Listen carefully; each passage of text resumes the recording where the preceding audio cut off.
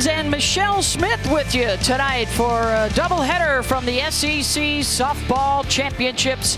Texas A&M, the Aggies are looking for their first ever SEC tournament victory. And for the Tennessee Lady Vols, a shot at a third SEC tournament crown. Already had a couple of games today in the books with Amanda and Eric. And we watched Mississippi State beat Ole Miss and LSU take care of business against South Carolina. They set up the early matchups tomorrow in the quarterfinals. Coming up next will be Kentucky and Georgia in our final game of the day. Hi everybody and welcome to Rhodes Stadium, aka the Rhodes House, for the SEC Championships. Beth Mowins along with two-time Olympic gold medalist Michelle Smith. One of the things we love about this tournament, Michelle, number one, the fans are back and they are bringing the energy. And number two, this thing, when the family's all together, is an absolute free-for-all. Absolutely, Beth. You know what? This is postseason softball. And in postseason softball, you never know what you're going to get. And that's exactly how the SEC tournament has been year in and year out. Why? Because there's so many different contenders for it. 6 different champions in the last 10 years. Alabama is back home in Tuscaloosa. They are still the only team in history to win the title on their home turf, and it would be unprecedented for the Florida Gators as they go for a tournament three-peat. So let's get ready now for Tennessee and Texas A&M. If the Lady Vols are going to make a run at this championship, Smitty, Kiki Malloy will probably have to play a huge role. Yeah, and Beth, Kiki Malloy is a superstar. Why? Because she has speed, she has power, she's just so dynamic on so many different fronts. 36 stolen bases on the year, but how about those 13 home runs? So just a big part of the offense for the Volunteers. And you talk about how loaded the SEC is in terms of the depth. Haley Lee may be an All-American this year for Texas A&M. Didn't even crack the first team all-league somehow. Well, and that's because there's so many great catchers in the league, first basemen in the league. But look at those numbers, 22 home runs on the year. She is dynamic as well. She's strategic. She can sit on pitches, and that's why she is leading off the game for the Aggies, because you know what? They want to make sure she can get as many at-bats as possible in a game.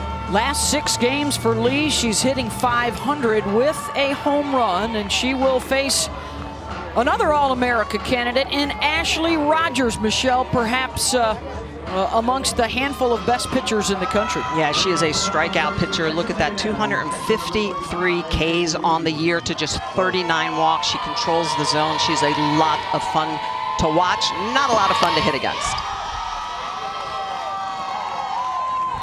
Underway in our evening session and our first round coverage of the SEC tournament. There is a look at Bree Warren in the 3 spot in the lineup for the left-hander in the middle there of a 4-player stretch of lefties.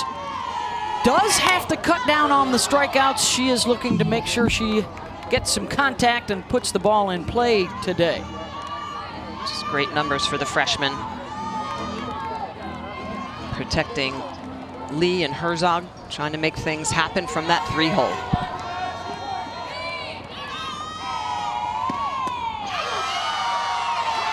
Low in the zone, and a 3-pitch strikeout for Rogers. Well, that didn't take long.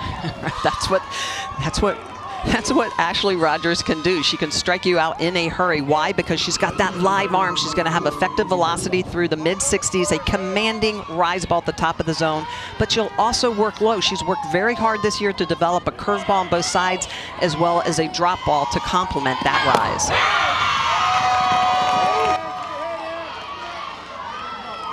Rogers can throw some smoke after coming back from being away from the game last year. Here is Mackenzie Herzog, the junior from Missouri City, Texas. Started out her career at Florida State and then decided to head back home to Texas. And has been terrific for the Aggies at the plate and in the circle. Good two-way player for them. She's in the DP role tonight.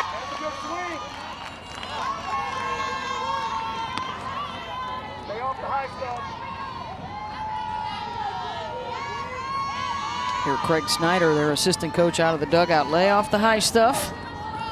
Easier said than done against Rogers.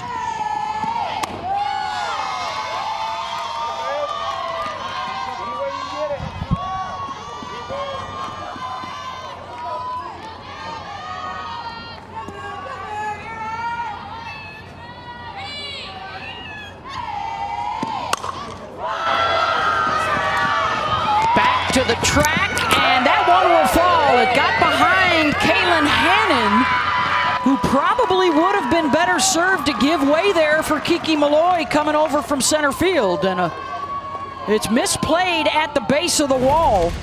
And Hannon and Malloy are going to chat about it. This is a pitch on the outside corner. It's just in the sweet spot. Herzog just tattoos that to the wall. And you're right, Beth, a little better communication. You could see that Kiki Malloy is watching Hannon come over. That's probably Kiki Malloy's ball. And so that is the 15th double of the year that Ashley Rogers has given up. And here is Bree Warren stepping in from the left side.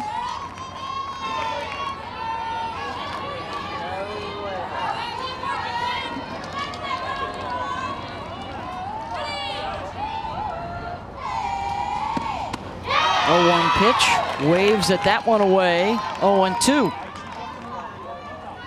Boy, if you're a Tennessee fan, you are loving the efficiency with which Rogers is going to work right now.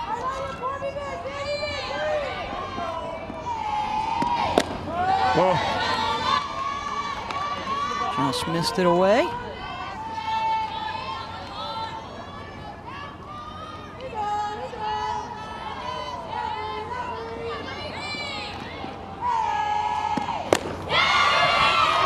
Go. She did go.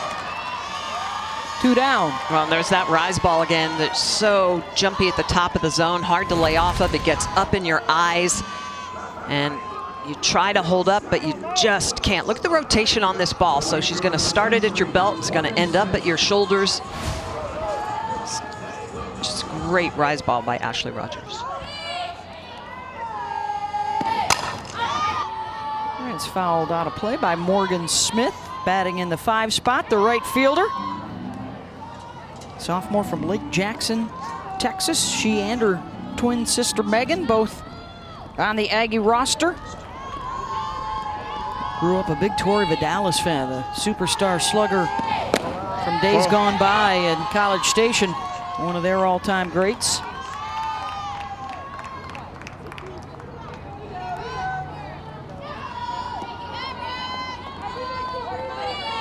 Just underway, evening session from the SEC tournament. The winner of this one will take on the 2-seed Arkansas tomorrow. The Razorbacks regular season co-champs with Florida, first ever title for the Hogs. And for Florida, make that 13 years in a row now that either the Gators or the Crimson Tide have had at least a share of the regular season crown. Just so much excellence in both those programs, but the Razorbacks in now, showing what they can do. And Beth, that's the reason why I do love this tournament. This is where the automatic qualifier comes out of. So any team, 1 through 13, has the opportunity to potentially punch their ticket through this tournament.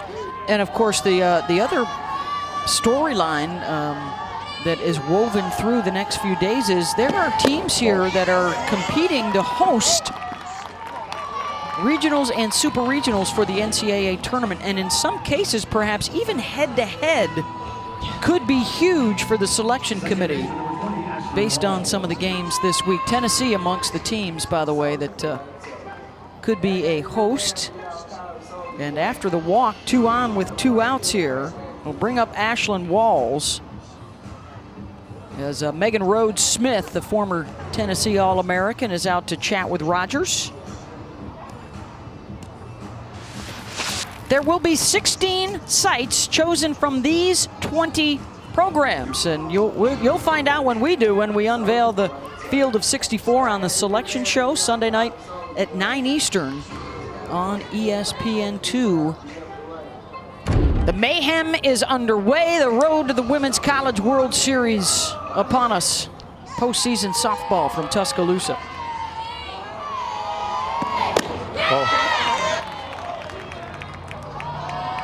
Aggies would love to strike quickly, Michelle, but if not, they certainly would love to start ringing up a high pitch count for Rogers. When we talked to head coach Jo Evans this week, she said, hey, if we can get to the bullpen, the sooner the better. Yeah, Tennessee is definitely one of those clubs that has a defined ace, and that is Ashley Rogers. So if you can knock her out of the game, you've done yourself a world of favors.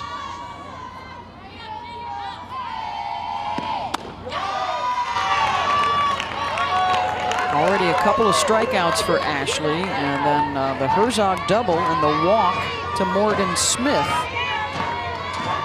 And the early opportunity for Ashlyn Walls.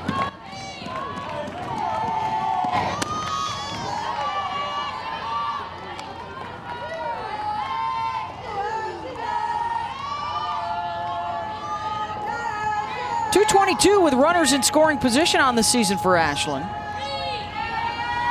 She's been terrific, better than a 300 hitter with 2 outs this year.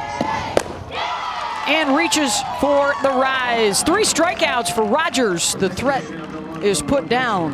Ball's picking up the bats when we come back to the SEC tournament, Smitty. Well, Rogers just showing why she's one of the best strikeout pitchers in the country. The rise ball, it's hopping here at the Rhodes House. Beautiful evening here in Tuscaloosa. SEC softball championships are underway. Kayla Pointer, her 14th start of the season for the senior from Loganville, Georgia, set to go to work with a 9-8 record. Now the senior is going to be in the mid-60s. She attacks all quadrants of the zone, so she'll work high and low, but she's best when her changeup is on and effective. She uses that throughout the entire count, and when she can keep her opponents off balance, it sets up all of her other pitches.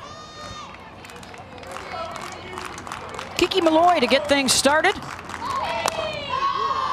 Swinging at that first pitch, knocks it to Walls at second, 1 down.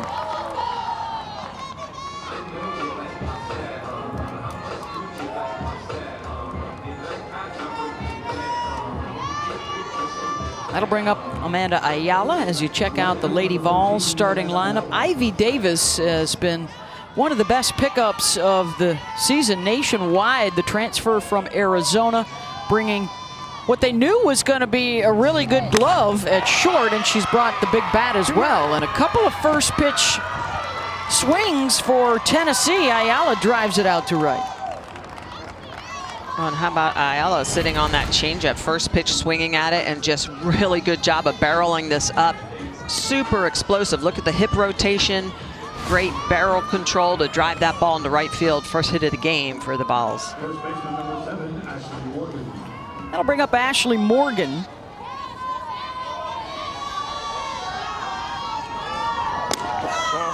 Both these teams arriving in Tuscaloosa looking for a fresh start. The Lady Vols lost 4 of their last 5 down the stretch. Strong RPI, solid strength of schedule, and a combination of power and speed. They lead the league in stolen bases, and that is laced out to left center. And a base hit, and on the move is Ayala, and she will take third, and on the throw into the plate, Morgan scoots over to second.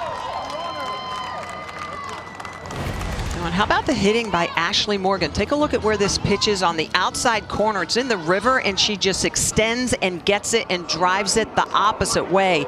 Beautiful piece of hitting, little bit of a slide by Fortenberry in the outfield. Looks like she loses her footing, but this ball gets in the gap, and with the speed of Ayala, easily going to make it into third. So the Vols cooking here in the bottom of the first. Texas A&M had a chance in the top half of the inning, turned away. Now 2 in scoring position, and another first pitch swing. I guess we know what was at the top of the scouting report, Smitty. Aggressive early. They are jumping right into the tournament with both feet.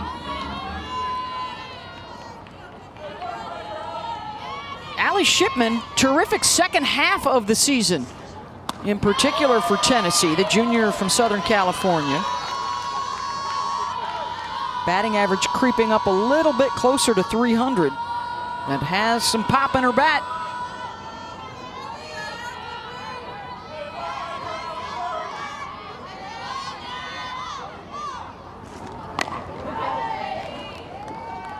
.66 miles an hour on that offering from Pointer.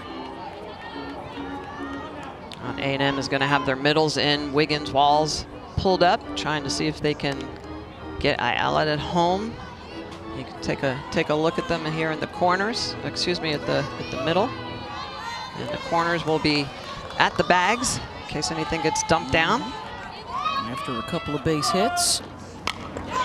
Opening day at the SEC tournament, if you couldn't tell from Smitty's drawing inabilities there. We're going to work on those deficiencies as we continue throughout the week. I picked up the proper pencil instead of using my finger.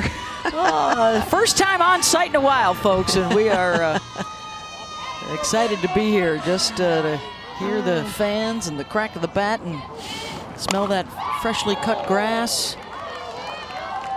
Shipman almost wiped out Riley West, who's on deck, had to dive out of the way. That looked like a cricket, like a backward hit. Little cricket bat? Yeah, it's hard to do. Take a look at the way that she actually went through her own legs. She nutmegged her. That's impressive. Shipman drives one out to center. Will it be deep enough? Ayala will try and score. They won't even try and get her at the plate. And Allie Shipman with the sac fly, 1-0 Tennessee.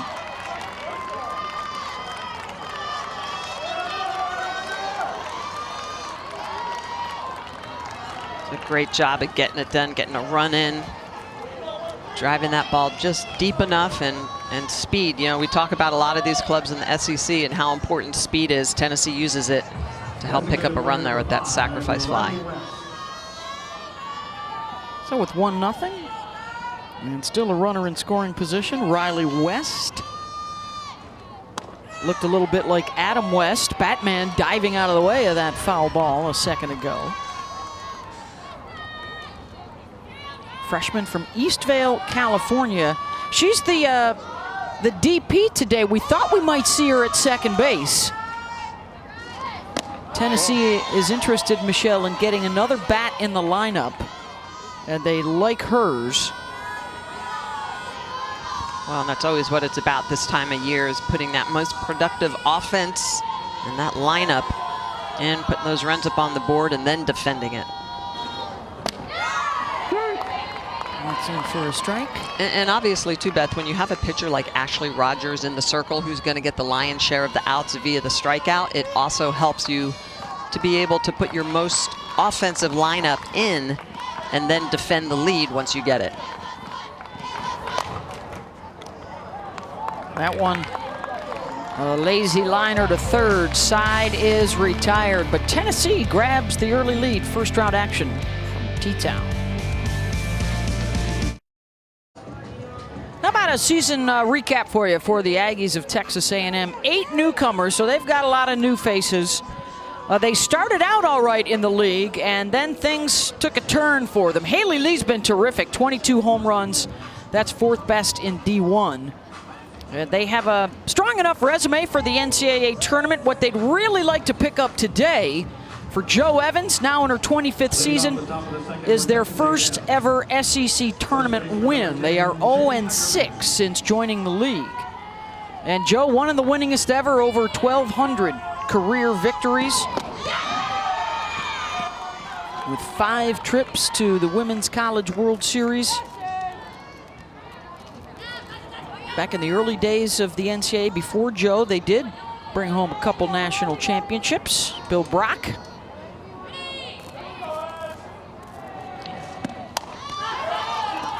This is 6, 7, 8 in their lineup. Shaylee Ackerman, the pop-up in foul territory, 1 down. Well, it is a big bonus to have Ackerman back. She had been injured the last couple of SEC series, so having her back in the lineup is going to help them tremendously. Trinity Cannon getting the start today at third base, the freshman from Forney, Texas. These two teams did not play each other in league action, but they did decide to get together for a non-conference game early in the season. A 3-2 win for Tennessee, decided by 4 home runs combined, and Trinity had one of those for the Aggies. This is an Aggie team that can swing it. I mean, they have a lot of power. They can hit very well. As of late, their issues have just been able to keep the lead. Lost a couple of games to Florida in the last weekend of the SEC, and it's really just about, once they get the lead, staying composed and using their pitching and their defense to defend it. And it's one of the things that Coach Jo Evans talked about that they really need to focus on here in the second season. Finish was a key word for her this week.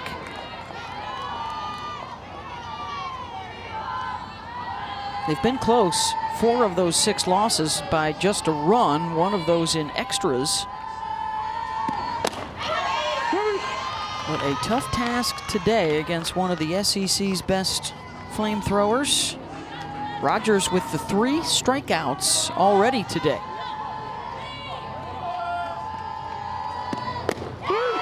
And a called strike 3 on a 3-2 pitch. Rogers' just innate ability to move the ball around the zone. She'll attack you low with the curveball, but it's typically the rise ball that will get you. This is a low rise. She's learning to throw this on multiple planes. That one is just right down Broadway, right at the belt. And you can see Cannon walking away knowing that she took a good one.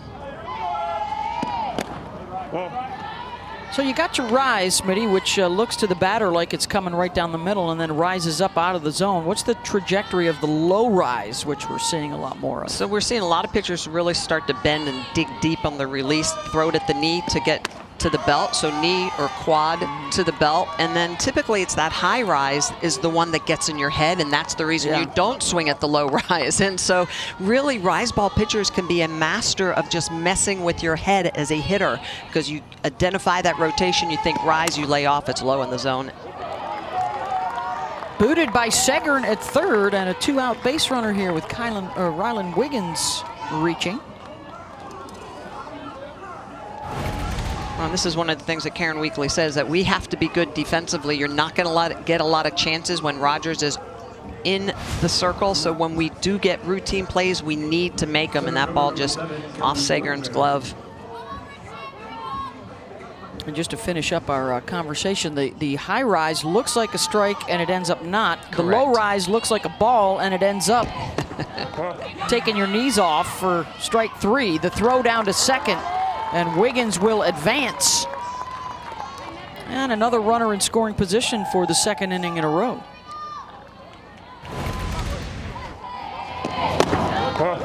Looks like a rise ball just pops out of Allie's glove. Good job by reading that by Rylan.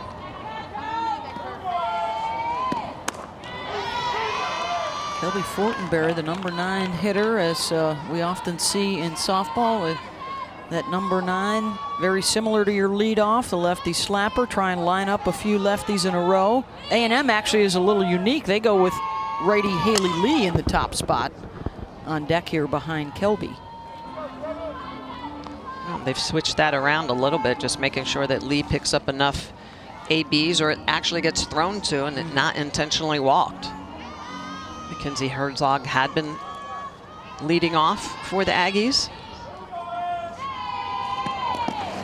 In the dirt, Shipman able to keep it in front and keep the runner at second base.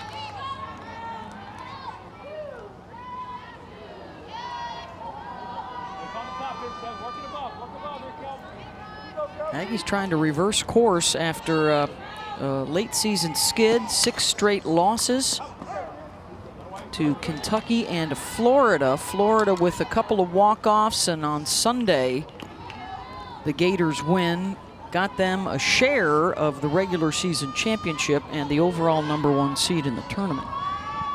Well, and that's what Coach Evans talked about, just disappointed against Kentucky, also the walk-offs against Florida, just learning to finish games, get themselves mentally in a position to be able to close everything out. And that's really what this time of year is about. The postseason is about being able to close out games, get those timely hits, and protect what you have. If the Aggies can do that. Segern able to handle this one and makes the play to first. Side retired, another K for Rogers and a 1-0 lead.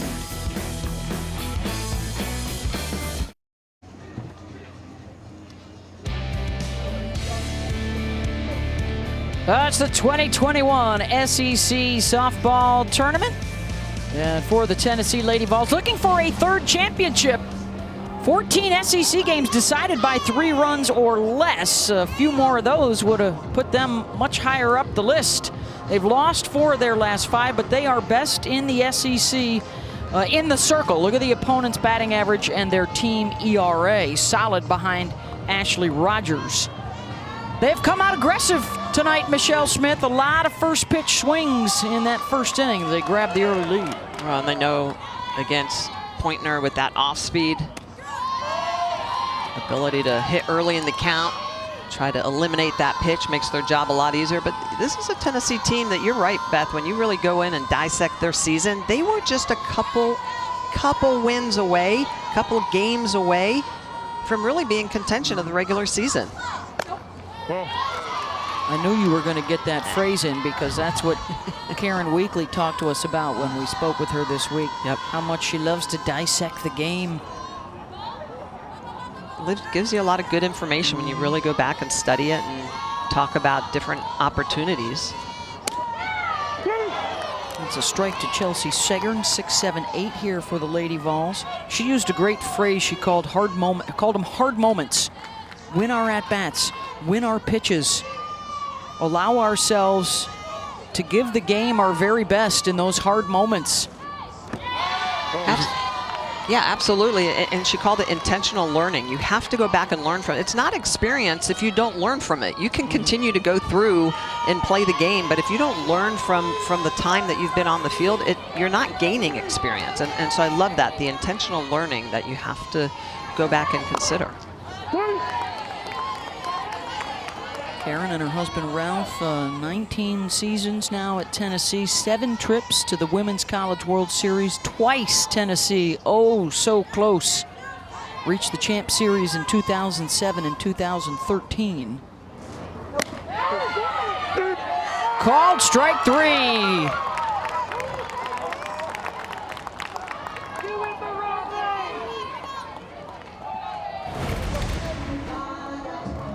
Pointner is going to put this drop ball in the outside corner, and this is a well-located pitch on the edge. That is something with 2 strikes that Segern has to go after. You got to get the barrel off of your shoulder and go attack that pitch.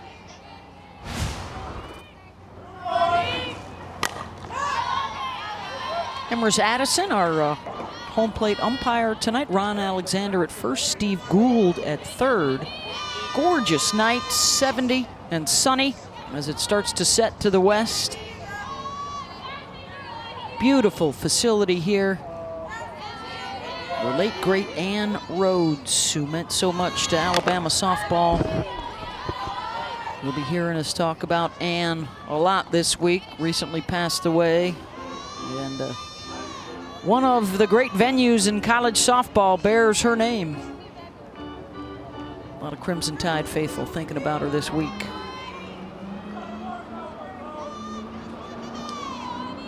0-2 to Ivy Davis. Waits on the off speed. Skies it out to shallow center. Fortenberry 2 down.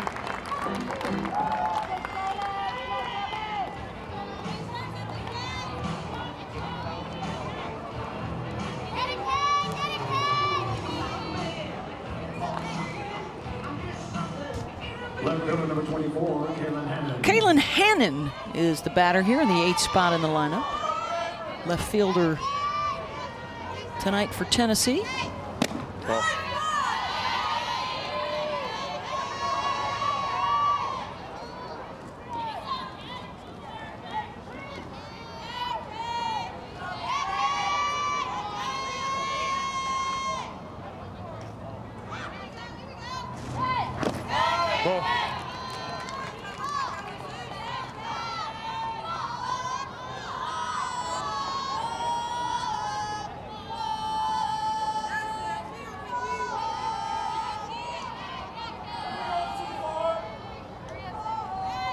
Pitch. Rips that to second base, and Walls got down on it quickly. 3 up and 3 down. 2 in the books at the SEC tournament. 1-0 Lady Vols. Home run leaders this season. How about the combo of Jocelyn Allo and Thierry Jennings from Oklahoma, the top-ranked Sooners. But right there, Braxton Burnside of Arkansas and Haley Lee with 22, and stepping into the batter's box for the Aggies. Lee with all that power, they moved her up into that leadoff spot. At the Florida series, she was hitting second behind Herzog, and it really, Beth, it's just about getting her as many at-bats as possible. and in the leadoff spot where it's really tough to pitch around her. New single season record for the Aggies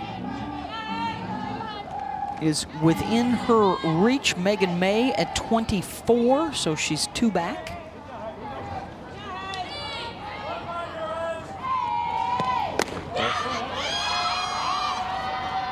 Jo Evans loves her high softball IQ. She works a lot with Craig Snyder, the assistant coach, working on hunting pitches. Starting to hear that phrase a lot more from coaches around the country. Yeah, really being strategic in your thinking, your game plan. There's Craig, who was on the national championship winning staff at Florida State before coming to College Station. Top of the order is back up. They went 1 for 8 the first time through. 4 of them struck out, 2 of them looking. But they are bumping up that pinch count on Rogers. On the first game of the season, when Rogers did throw against them, she threw just a tad over 100 pitches. Got another one. 5th strikeout for Ashley. One down.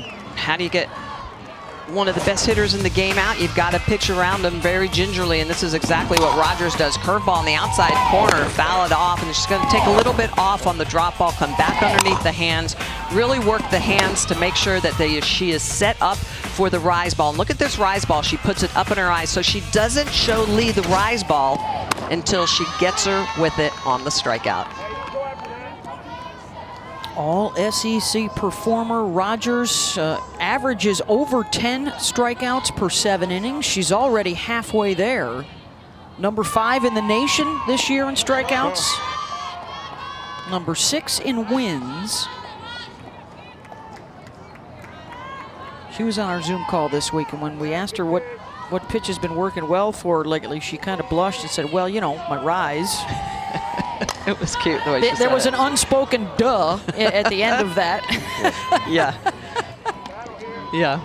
But it was cute the way she was like, well, everybody knows me for my rise ball. Yeah. So I've been working on my curveball, my drop ball, and I love to hear that because you have to be like a chameleon. When you have a really good pitch, people learn it quickly and they try to avoid it at all costs. They know that that's your strikeout pitch. That's the one they try to lay off of. Easier said than done. But she's learning to effectively work other pitches in other parts of the zone to make that rise ball better. The amount of swing and misses she gets has just been incredible.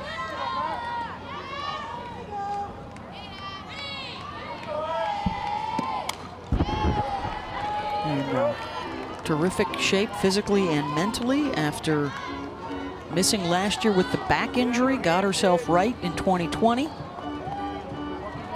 And has been a force for the Lady Vols at 23-9 with a 1.29 ERA this season. Here's the 2-2 to Herzog. Full count. Yeah, that's 184 innings on the year. So, I mean, she knows every day she's going to be warming up. An issue with her leg. Looks like she did something when she crashed into the wall. Yeah, left knee.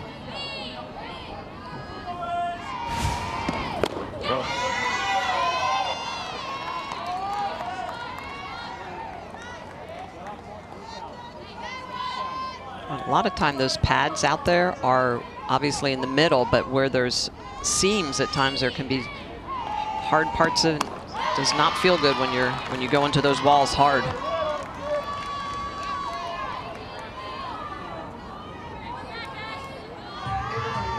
Yeah, she's still working on it. Right in front of the Alabama academic All-American Chandler Dare. That's the images on the outfield fence here at the Rhodes House. A strikeout of Bree Warren, 2 down. That's number 6.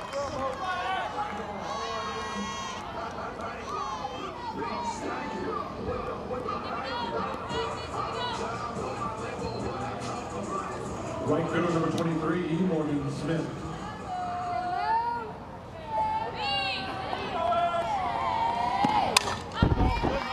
Fouled off by Morgan Smith. Morgan walked back in the first.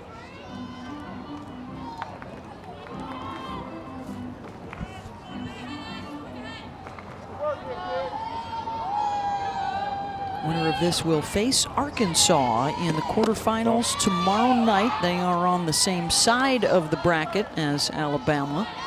Arkansas the 2 seed, the Tide are the 3 seed. Top-seeded Florida has Mississippi State tomorrow, and then a 4-5 matchup in the afternoon, Missouri and LSU. Tigers and Tigers.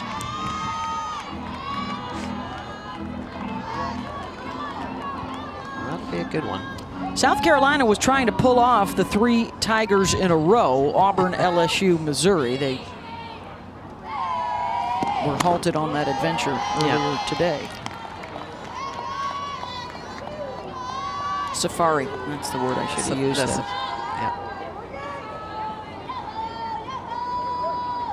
We are tied at 1-1. 2 outs here in the top of the 3rd for Morgan Smith.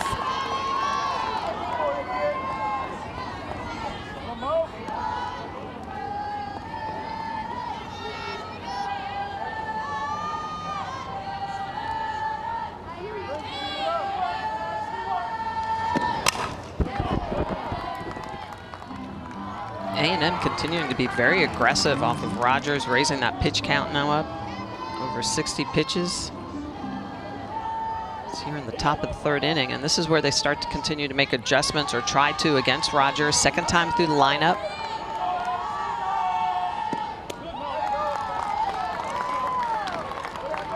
See, now this is the opposite of what Texas A&M was hoping for. We want the walk before the home run. We want a 2-run job instead of the solo. At any rate, they'll take the 2-out base runner here with Ashlyn Walls stepping in. Second baseman number 20, Ashlyn Walls. And that's a couple of free passes. Also an error on the Tennessee defense, so 3 freebies.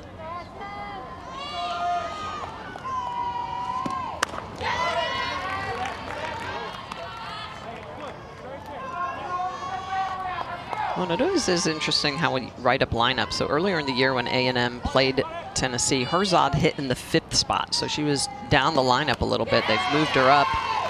She's been leading off. Now Lee is leading off. So it's always interesting how you're trying to put people on. You know, we like to call them those table setters. I mean, you wouldn't think about Haley Lee being a table setter. She's just... She's a table breaker. Exactly. Walls overmatched for the 2nd time. She has struck out as Rogers gets her, but Herzog got her first. Herzog taking a rise ball out of the yard, a double in the 1st inning, but goes yard here in the 3rd to tie up the game.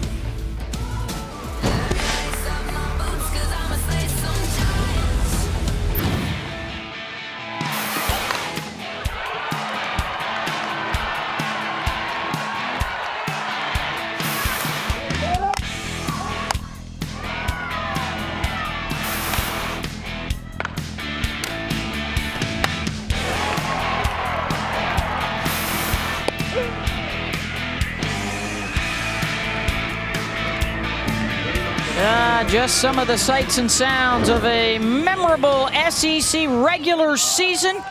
Arkansas and Florida sharing the regular season title. SEC tournament is now underway. Florida is going for an unprecedented 3-peat in the SEC tournament, but this is always a crazy family gathering, the SEC tournament. 6 different champs in the last 10 years, including an 8 seed, Ole Miss, in 2017. Well, not really. If you think about what Ole Miss did in that season, it really came down to this tournament. It jump-started them, and once they had the momentum coming out of this SEC tournament, they were outstanding. Hosted a regionals, won a regionals, and then went out to UCLA. Led by Melissa Lee that year. They went 4-0. Yep. And that's what is the task at hand for the teams playing today. You've got to win 4 games in 4 days. But here you go. You ready? The last 6 years, the seeded champions, a 6, a 1, an 8, a 4, a 2, and a 5 seed have taken home SEC hardware. Those are your seeds. I mean, it's all over the board. Yeah. Just once for a 1 seed. Well, and that's, to me, what is amazing. It just shows how hard it is to win the tournament. even when you are in those top 4 and you get the bye, you're not playing until Thursday. Last 2 years, all 13 teams reached the NCAA tournament. Looks pretty good that will happen again. Selection show is Sunday night. The SEC championship game Saturday night.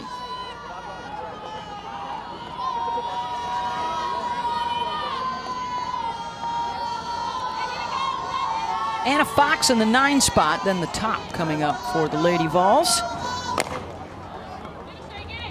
Chopped down the line at first.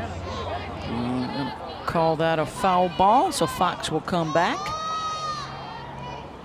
Little SEC tournament history for you. Florida, Alabama, and LSU are your 5-time champs. They have ruled the roost. And that is the rest of the list. Never to have won it: Arkansas, Kentucky, Missouri, Texas A&M, and Mississippi State.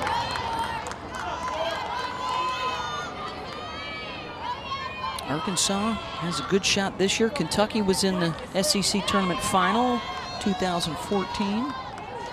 If you're high on the Hogs, they are in the house.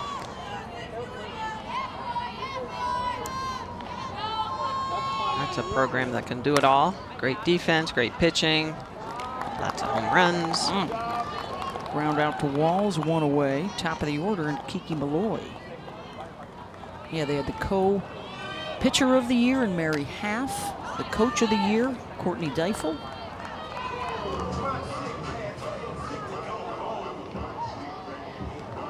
Bailey Hemphill of Alabama, your player of the year, and her teammate Montana Fouts, the other co-pitcher of the year. Malloy trying to drop it down. You talk about 5-tool players nationwide, Michelle. Tennessee thinks they've got one of, if not the very best, right here in Malloy. She does it all. Yeah, and I love the way that she's reading the defense, and Ashlyn Walls, the second baseman, was way up the middle, and so trying to put the bunt down and have a foot race to the bag. Has really worked hard to improve her game and take what the defense gives her.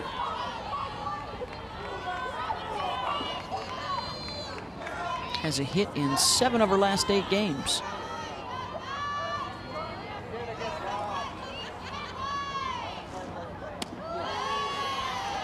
Off speed, missed low, 1 and 2. Well, and that's a big part of the game. You have to really look at the defense because you cannot cover everything. Our Olympic head coach, Ralph Raymond, would always say, you're going to give up something. If you're shading to the 5-6 hole, you're giving up the middle. If you're up the middle, you're opening up the 5-6 hole. So you have to look for those things when you're in the box and figure out, what is the defense giving me? Now, how am I being pitched? And what am I going to do, to try to exploit the weaknesses of the formation, of the pitches. So right now, Smitty, I'm seeing pretty good space up the middle here for Malloy. Look at how wide left Wiggins is at short. Absolutely. And so there is where you have to make adjustments, because Pointner and company are probably going to throw you on the inside corner and get you to hit more toward your third baseman or foul, as she just did, and not let her get her hands extended. So that's why at times you'll see, even mid-pitch, some athletes will like scooch back as the pitch is being delivered and try to barrel up the ball and bring it back up the middle, but it takes a lot of practice to do that. A scooch is 3 baby steps or 1.5 full steps back. How did you know It's that? very effective. It is very effective and widely used. Malloy, she's getting some work done in this at-bat.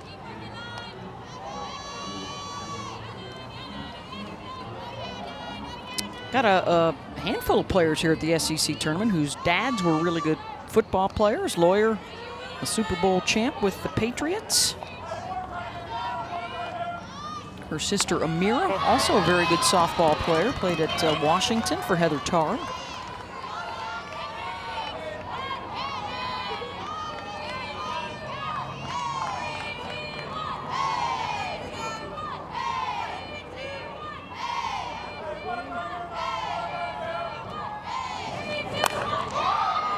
Launches that one, and reaching up to grab it is Warren. Started in, and then a couple of scooches back, Smitty.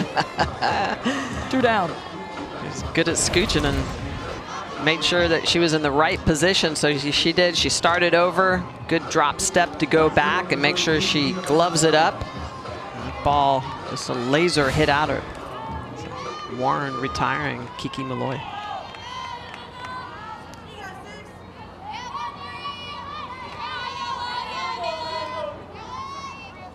Amanda Ayala swung at the first pitch, her first at-bat, singled, and then scored on the Allie Shipman sac fly. That's the Tennessee run. For A&M, Mackenzie Herzog, a solo home run in the top half of this 3rd inning.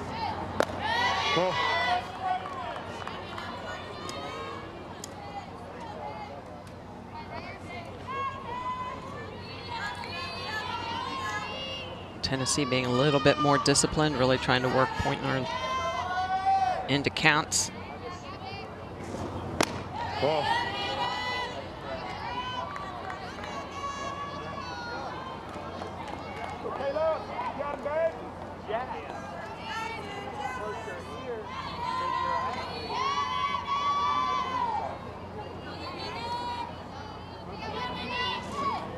Two, 1.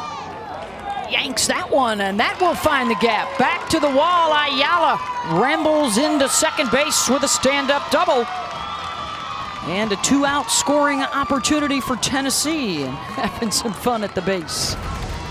How about Ayala just getting a good pitch? It's a changeup that she's just going to see coming in, rotation on the ball, and just barrels it up. She's a little early, and you could see the way that she still just gets that barrel to ball, drives it into the gap, all that speed. Yeah, she's going to celebrate. Chopping some wood there. Yeah. 11th double of the season. She's 2 for 2 on the evening. And Ashley Morgan, who singled her first time up. Oh, scored that a double. She was able to take second base on the throwback in from the outfield.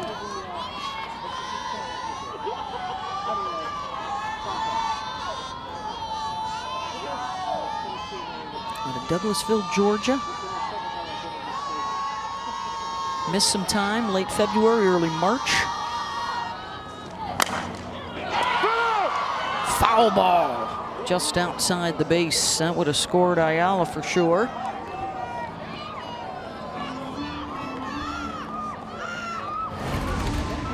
Let's check it out. And Morgan just ripped this ball. Oof. Very close. That first bounce was in fair territory. Yep. Hard to tell from that angle if it was over the bag. Emerus Addison had a good look at it. 1-1 from Pointer. Well, and that's where some people might be, Vol fans might be like, well, why aren't they replaying that? Once the ball is killed or called foul, it cannot be, even if they reviewed it and found that it was not the correct call, they could not bring it back to life. So that's why Coach Weekly did not use her one of 2 replays. Coaches have 2 challenges with replay review here at the SEC tournament. And the thinking is perhaps in the not too distant future, might be available for the NCAA tournament and the World Series, but not just yet.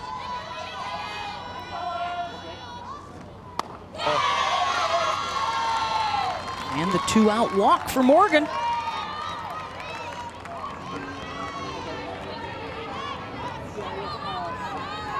Shipman hit a deep fly ball her first time up to drive in a run.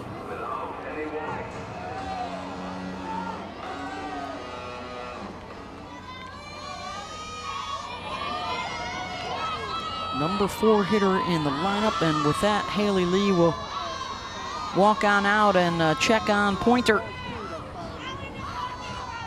And actually, she's not the only one. We're going to have a wholesale meeting out there. Head coaches, assistant coaches, and looks like some bullpen activity here. Grace Uribe, the freshman right-hander from Huntington Beach, getting active.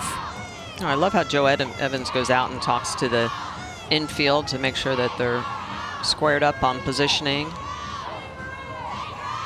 Dill is going to talk to the battery, so really good communication between the coaches. Hey, on Friday, the weekend series between Vandy and Ole Miss kicks off on the baseball side, 7 Eastern on SEC Network and on the ESPN app. The baseball tournament begins May 25th in Hoover, Alabama. Vanderbilt winning the last one. Number 2 and number 18 head-to-head Friday night. We've got you covered all day tomorrow on the SEC Network for the quarterfinals, and then for the semis on Friday afternoon, we move to ESPN2 starting at 4 Eastern. The championship games Saturday evening. Part of our Championship Sunday, we'll have 4 finals for you. ACC, AAC, Big 12, and SEC.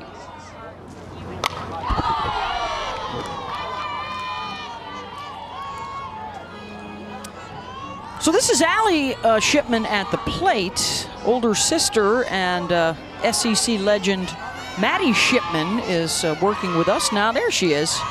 Giving a wave. Don't worry, she's not turning her back on her sister. She's actually watching on a much bigger monitor right in front of her to see how her sister does. Popped it up. Couple left on, side retired. We've got a 1-1 ball game, and we're going to chat with Karen Weekly on the other side. Fading in the western sky here in Tuscaloosa. First round coverage, Tennessee and Texas A&M all even at 1 apiece. Head coach Karen Weekly now joining us from the Tennessee side. Karen, you've made deep runs and won this championship twice in the past. What's a couple of keys that you have to set right from the start to set the tone for the week? Well, you obviously have to get off to a good start, you know, and I think you just got to have a lot of pitching that can carry you through. And Coach, Ashley Rogers' rise ball is outstanding. Why is that?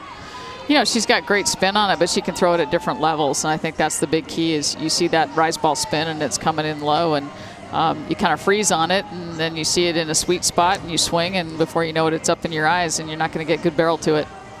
All right, thank you very much, Karen. We appreciate it.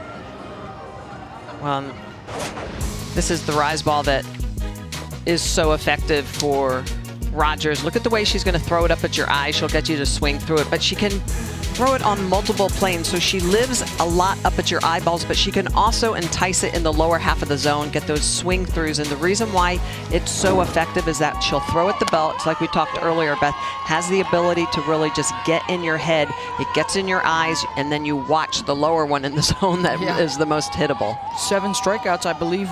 Yep. Each was either a low or a high rise from Rogers.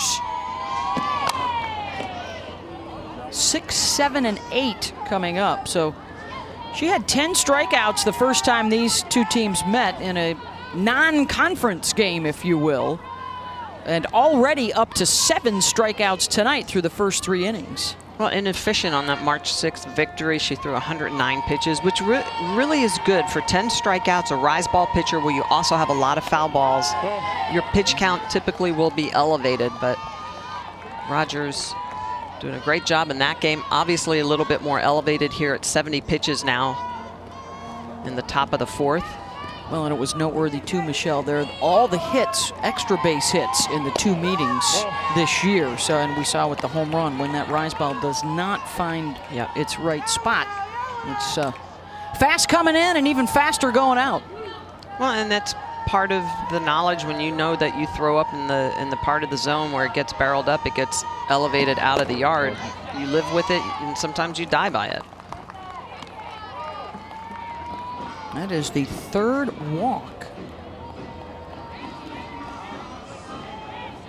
And then the error that was committed in the 2nd inning. So Texas A&M has gotten a free base runner each inning so far. Well, that's not very typical for Ashley Rogers. Just 39 walks coming into today's game, and already her 3rd. Trinity Cannon pops up the bunt attempt. Catch is made by Shipman and then undercut by Morgan. Sliding in underneath. Everybody appears to be all right. Well, this is where communication is so important. Shipman is going to come up, and Morgan, trying to get out of the way, slides down, but ends up sliding into the legs of Shipman. Now, Shipman with that gear on, that cannot feel good to Morgan. She's very lucky that neither of them were injured. Looked like she took a knee to the chin, but is okay. For Texas A&M and Trinity Cannon, the freshman, that's a non-productive out. You get the lead-off walk against a pitcher like Ashley Rogers. You want to try and be productive and move your runner up. Shaylee Ackerman has not been a threat to steal many bases this year over at first. Here's Rylan Wiggins, reached on an error in the second.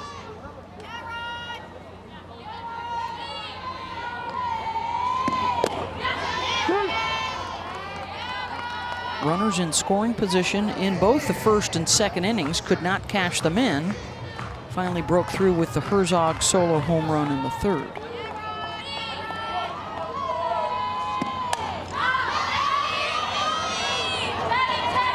Shipman trying to find it and couldn't hold on. That one had her spun around. Yeah, that's a tough play. Going back to the fence, and you could see the way that the ball was starting to spin back to the field, and that's one of the things that's why a lot of catchers will try to catch that ball backwards, which she tries to do, but you can see it's running away from her. So look at how she heads toward the backstop, and then it starts to run back away from her, and the reach over in the glove and pops out. Well, they induced the pop-up anyways, second out.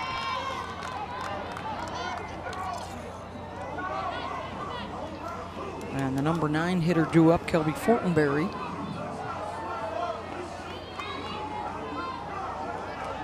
Center fielder number 7, Kelby Fortenberry. Grounded to third back in the second inning. And takes a strike.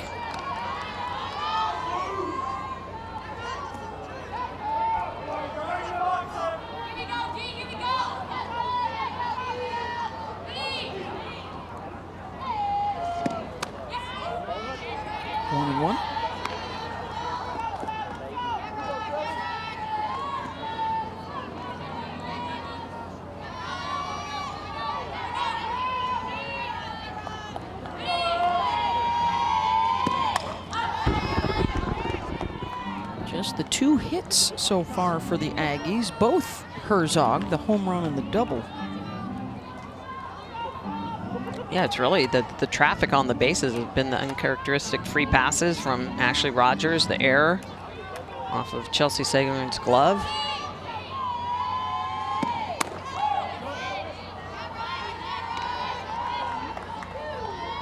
And those obviously did not hurt Tennessee, but those are the at-bats that elongate the game. They elongate the inning. And so when we talk about Ashley Rogers' pitch count, all of that matters. Fortenberry chopped at it, and Malloy has it out in center. A walk and stranded. We are even at 1 apiece, and we've got Joe Evans when we come back. Texas A&M and Tennessee. Winner moves on to the quarterfinals here at the SEC Championships. We are even at 1 apiece, and we are joined now by the Aggies head coach for the last 25 years, Joe Evans. Joe, tell us about that swing for Mackenzie Herzog. In fact, she's got both hits for you tonight. Yeah, she looked really good. I like how aggressive she's being. She's getting something up in the zone to drive and going oppo. That's a big deal. It got us right back in the game. And Coach, why is Pointner so effective this evening? You know, I think she does a really nice job of throwing strikes on both sides of the plate. She's mixing her speeds a little bit. She's been a steady for us. She's kind of a quiet pitcher out there that people don't really notice, but if you look at it, she's been really consistent for us, and really every time she gets out there, giving us a chance to win a ball game. All right, thank you very much, Joe. We appreciate the time. All right, thanks. Thanks, Coach. Joe Evans back to work, trying to help the Aggies get over the hump. Michelle, the 0 for 6 in their short history here at the SEC tournament since joining the league, looking for their first win, trying to advance. Winner will face the 2-seed Arkansas tomorrow night, and there are the numbers for Kayla Pointer. 3 innings of work, the 3 hits. has spread most of those out. The 1 run for Tennessee on a sac fly from Allie Shipman in the first. And this is 5, 6, 7 in the lineup. Oh, and Pointner has just really been painting the corners, her lower part of the zone. She's got a really effective pre-motion where she uses her legs too. Her back foot well off the pitching rubber. So that's one of the new rules that was implemented a year and a half ago. You can see how she really gets into her legs. And when she gets into her legs, it helps her get over top of the ball to really move that drop ball down through the zone. So this is take a look at how she's really going to have the back foot off of the pitching rubber and gets into her legs and gets over top the pitch. So you want to throw that drop ball from high to low, not from low to lower. There it is, and then the off speed. So she throws her off speed off that pitch as well. And when you combine those two together effectively, you can make for some really nice outings. She adds that dip too, you note, in her motion for a little extra oomph, Michelle? Yep. She gets down into her legs. So there she is. She dips down, gets into her legs a little bit. Every pitcher's pre-motion is a little bit different, whatever works for them. And that's one of the things I always tell young pitchers when I'm working with them, you know, be unique, have your own style, but you have to be efficient. You have to be loaded so that when you come off the motion, you're loaded to explode.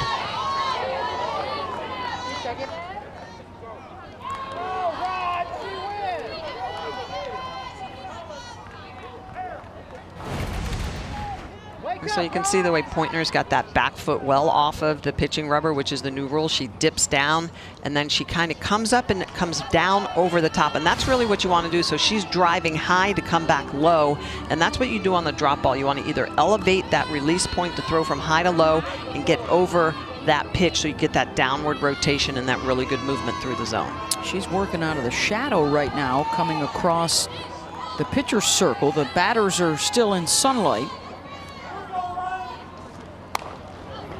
And right into the glove of Shaylee Ackerman at first.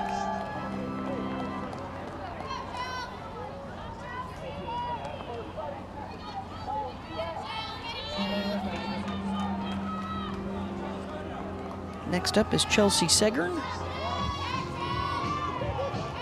Third baseman number 17, Chelsea Segern. Senior from Thrall, Texas. Career starter, a 400 hitter last year, just above 300 this season.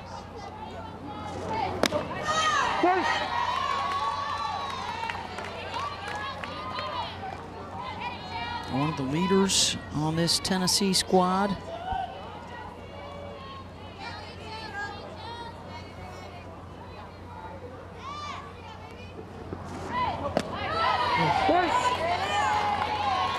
Takes a look at a strike there. Well, just pretty pitch location. Really good job of working those two pitches, the drop, the off speed together, looking very similar, tunneling them.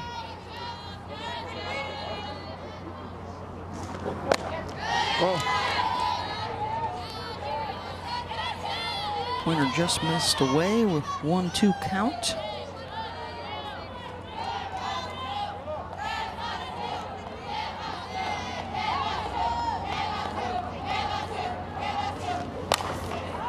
Segern got under it, popped it up in foul territory. 2 down as Mulder got underneath it.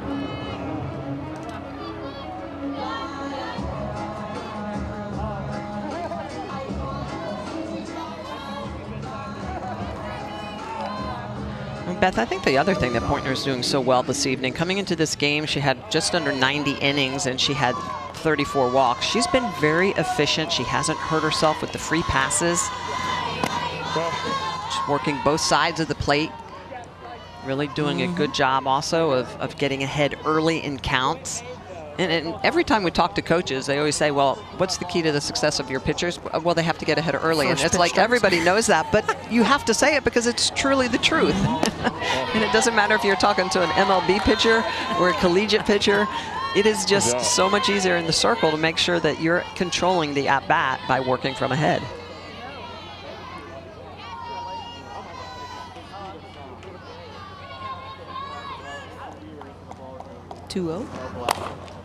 Jammed her. Off the short hop. Scooped nicely by Walls. And a 1-2-3 inning. We're even at 1 apiece. 4 in the books. Herzog looking for more extras. Back and off the scoreboard, gone. Solo home run Herzog, and that's the problem when the rise doesn't rise.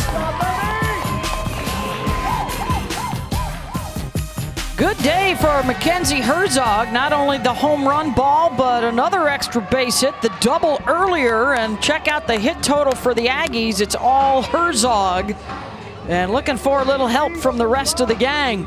They've struck out 7 times. Ashley Rogers has 13 swings and misses already as we move into the 5th inning in a 1-1 game. Herzog due up second in the inning. And there's a deep fly ball. Feeling for the wall is Malloy, and a step off for the catch. Haley Lee is retired, so the leadoff for the Aggies 0 for 3 tonight. Lee just missed her 23rd home run of the year. Designated player number 24, Mackenzie Herzog.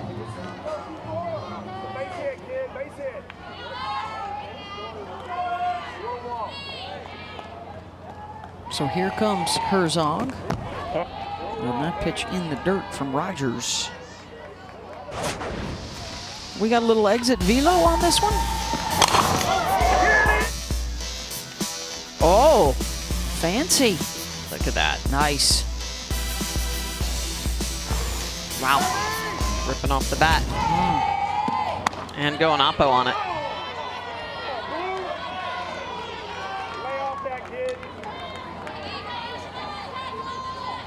Her 12th home run of the season. Hit a couple off of Ashley Rogers. Oh, she gets a hold of another one, rips that one off the top of the wall. Herzog trying for second, the throw not in time as she slides in safe.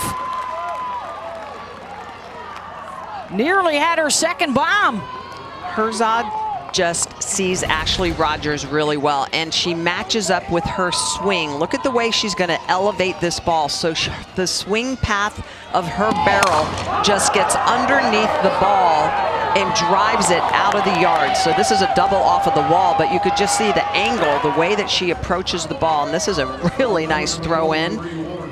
Very close play. Looks like Herzog does make it to the bag just in time.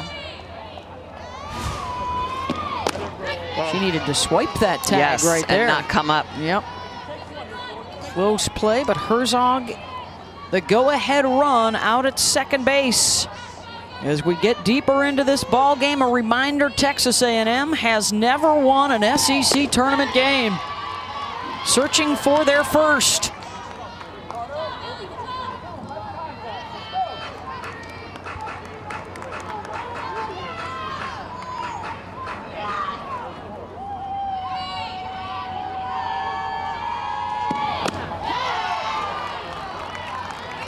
Swing and a miss from Bree Warren. Struck out on a rise, swinging in the first and then looking at one in the third.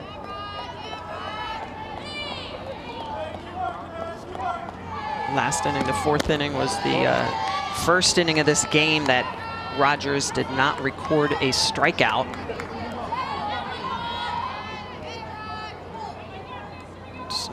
Aggies trying to figure her out, lay off that rise ball and see if there's something lower in the zone to hit.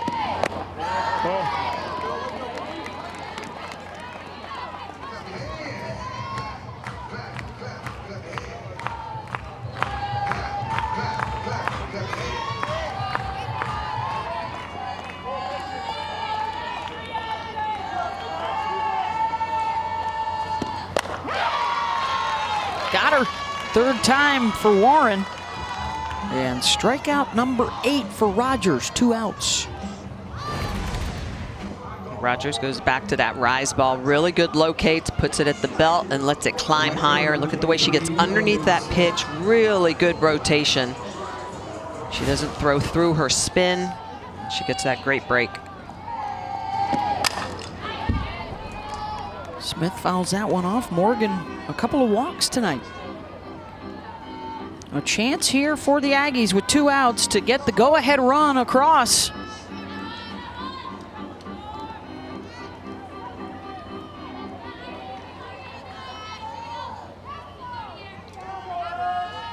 They do not have a hit yet with a runner in scoring position, and now Smith quickly down 0-2.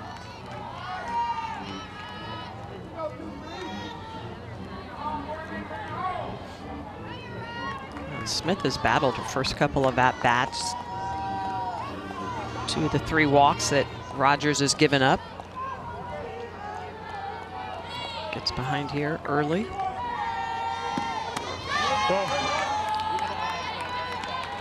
Up and out. And that's where Morgan Smith has been very disciplined, and that's why she's had those 2 walks in the first and third innings. Ability to lay off pitches that are close to the zone. Rogers will entice you. Called strike 3. Caught the corner. Number 9 for Rogers. And it strands the go-ahead at second. Ashley Rogers using all of her tools. This is a pitch on the outside corner. It's a screwball, picking up her 9th strikeout of the game.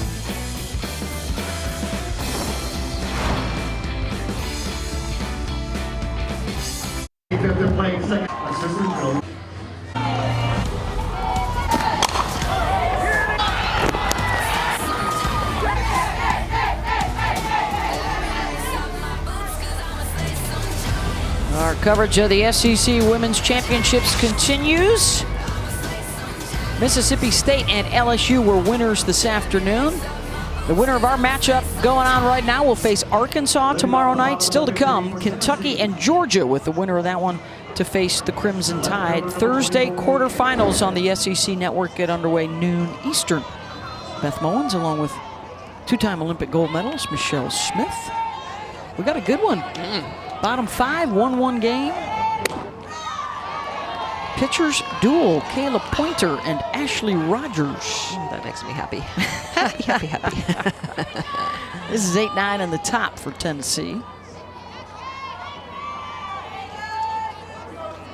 Hannon lined out to second, her first time up.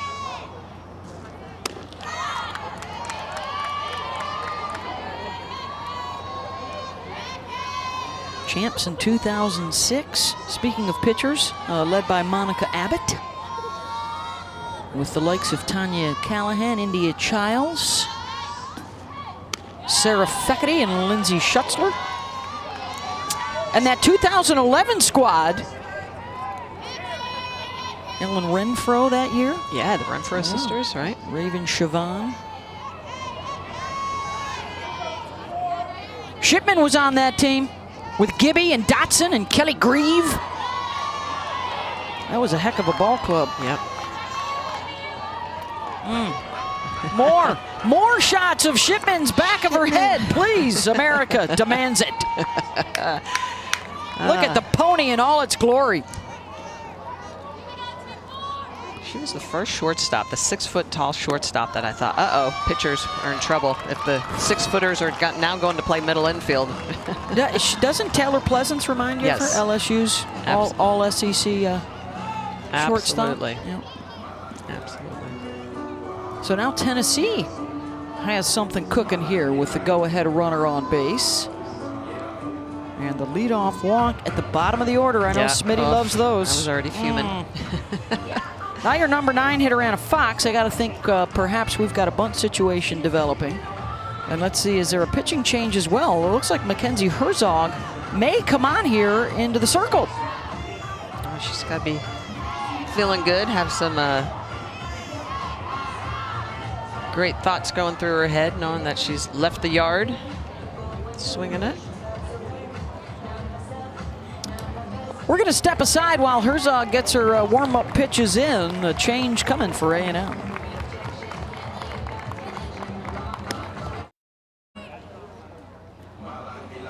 Terrific outing for Pointer today. 4 innings of work, the 3 hits, and just the 1 earned run. She is responsible for Hannon at first base after she walked her.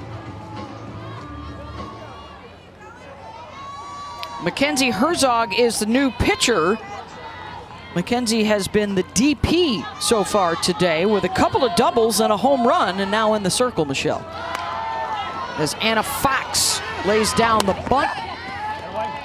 Sacrifice is effective. And that'll bring up the top of the order with a chance to drive in a run. Kelly Martinez has also made the switch here, and she is on to catch Herzog. Center fielder number 9, Kiki Malloy. Kiki Malloy is 0 for 2. All SEC performer. 13 home runs, 36 runs batted in.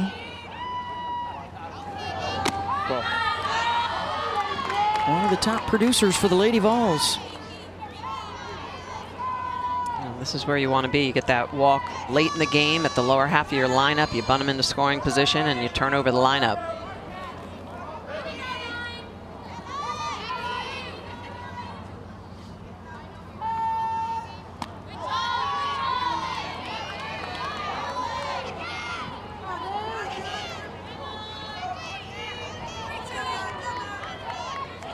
Tennessee looking for their first hit with runners in scoring position, and the other thing we always hear from coaches in the postseason, what's going to make it happen? Timely hitting. Timely.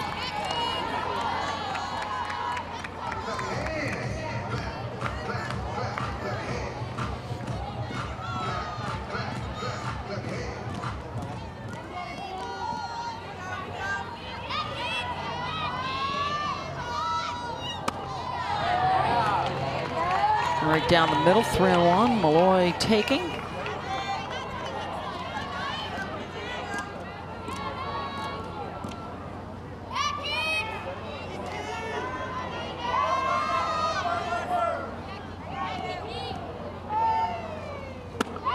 Out in front. Good pitch from Herzog, 3-2.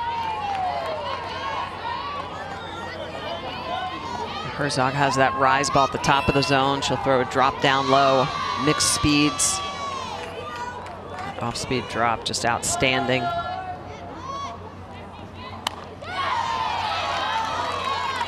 And she uses it as very effective setup pitch, so she'll come at Kiki Malloy with that off-speed drop and then come right underneath the hands with the rise ball, that effective velocity.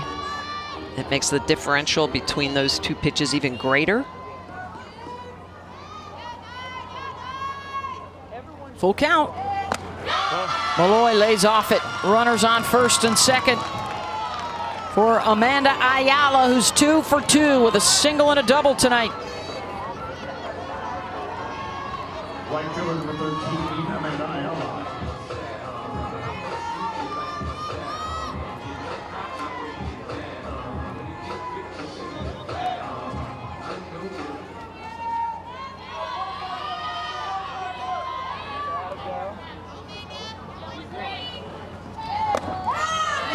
Ayala takes a strike.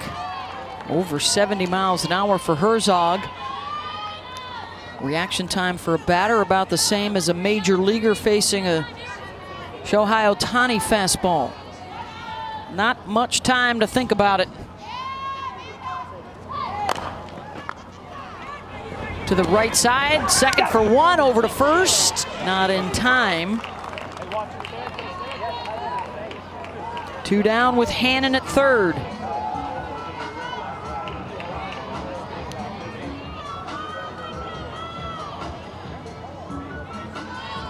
And now it's the number 3 hitter, Ashley Morgan. A double and a walk.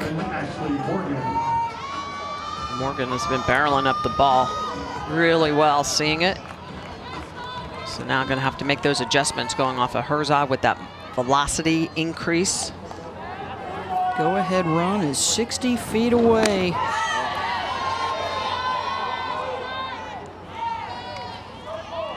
Checked her swing.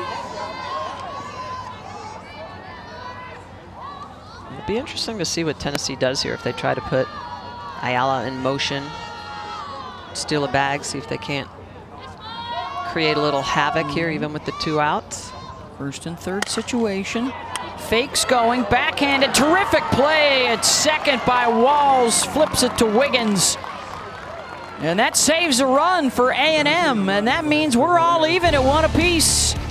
As we head to the 6th, Walls with the good glove work. How about Walls going back up the middle, gloving it up, tossing over to Wiggins. Big defensive out to get out of the inning. Ashley Rogers showing why she is one of the best strikeout pitchers in the game because she can locate to all quadrants. Her rise ball has been jumping, but she has the ability to spin the ball. Little bit of movement here, but 4 of these strikeouts are looking. Why? Because she is so deceptive. The rise ball in the upper half of the zone is dropping, but the screwball, she can bend it out. Just little nuances within her ability to deliver the ball helps her increase that rise count. The numbers for Ashley, 97 pitches on the night, the 3 walks, the 1 earned run, the home run by Mackenzie Herzog back in the 3rd inning. Gets Ashlyn Walls to chase the rise. Ashlyn just made the nice defensive play to save a run at second. She'll lead things off here in the 6th. 5, 6, 7 due up.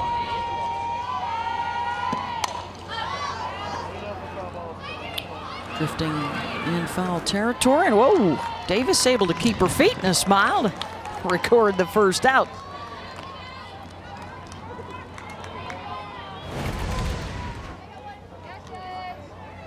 Good communication as Davis comes over, calls off Sager, and whoops. I think that line jumped up and caught her foot. Did the grass get her?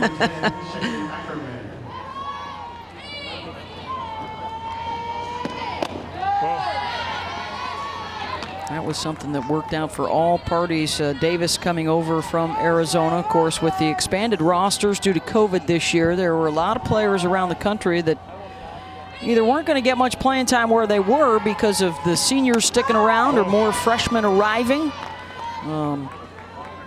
Ivy wanted an opportunity to play every day. And so the weeklies worked with Mike Candrea, got things done. It's always great when both sides can agree on something and help each other out. And yeah, absolutely. Jesse Harper was going to be back for the Wildcats and knew that Ivy wasn't going to get an opportunity really to play shortstop, so opportunity to go east and play in the SEC. And it's interesting talking with her about Pac-12, SEC, the competition, day in and day out. She used the word intensity. And edge was the other thing. There's an edge about SEC games that she has enjoyed this year. Full count to Ackerman. Of course, Arizona has a massive weekend ahead against UCLA as the Bruins try and wrap up a regular season title in the Pac-12. Both of those teams are in line to host NCAA regional games. UCLA may be the overall #1 seed. I would think it would be the Bruins and Oklahoma. Yep. And I'll tell you what, if Alabama or Florida wins the SEC tournament, I think they are in the conversation as well. Absolutely. Alabama with their number of wins against top opponents. Ackerman hit by the pitch.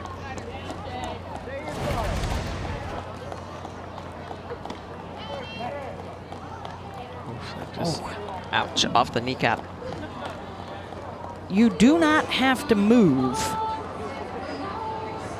And this did not hit a meaty part. That hit the bone, and that's the chance you take when you decide not to get out of the way of a pitch inside. And it looks like Ackerman will be lifted here for a pinch runner. She can re-enter. Appears to be smiling, so I guess it's okay. One of the rules I think a lot of softball fans would love to see changed. You at least should have to make an effort to move. Yeah. I was always moving. I was diving out of the way. You wanted your at bat, right? Exactly. I don't want to walk, I want to hit. Exactly. I want to swing.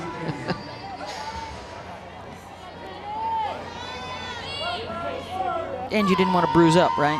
Yeah, that might have been the biggest issue. A little wimpy. I was trying to cover you.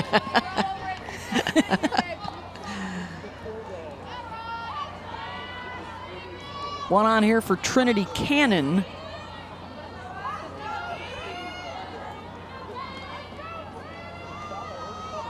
The pinch runner, Maddie Jaslow.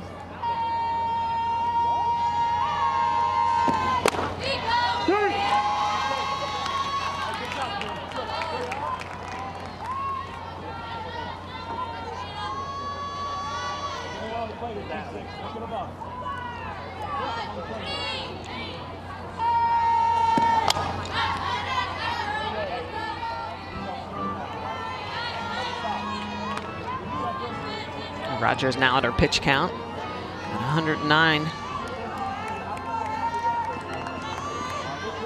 Equal to that March 7th game.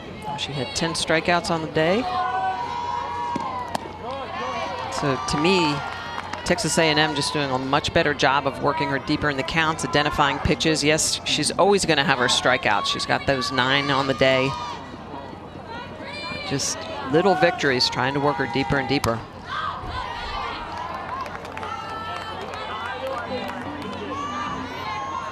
Activity out in the bullpen. That is Samantha Bender, who has made 12 appearances on the season, just 31 innings of work.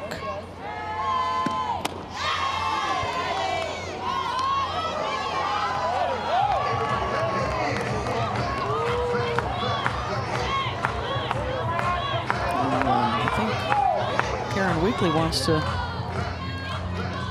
talk about why that wasn't a punch out.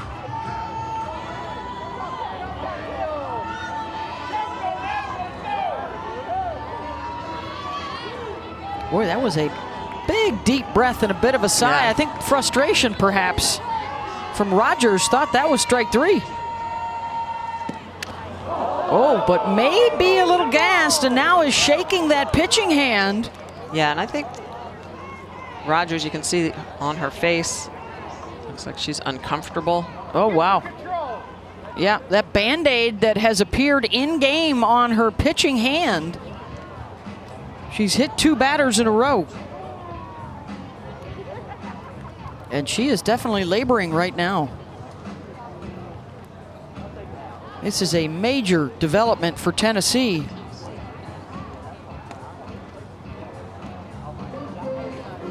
Not just for tonight, but if they advance and would have to come back and play again tomorrow. Looks like Rogers is going to stay for the time being.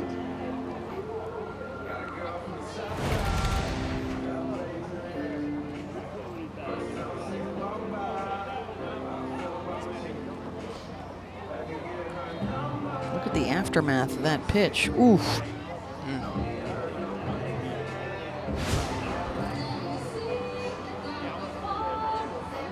What is perhaps going on?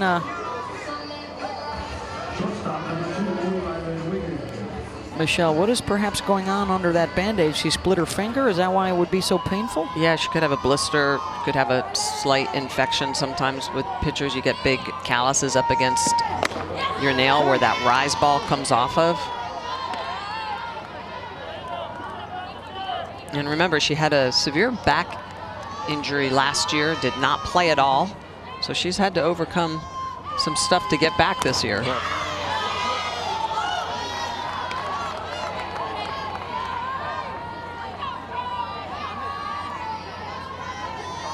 Rogers trying to fight through it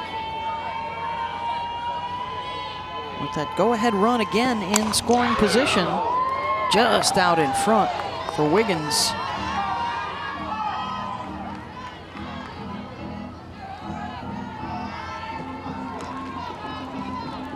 One of 3 freshmen in the lineup, all SEC freshman team member.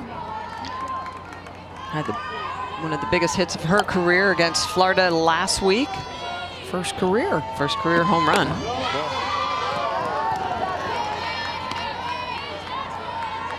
Stepped right in and started it short in the SEC. That's no easy task.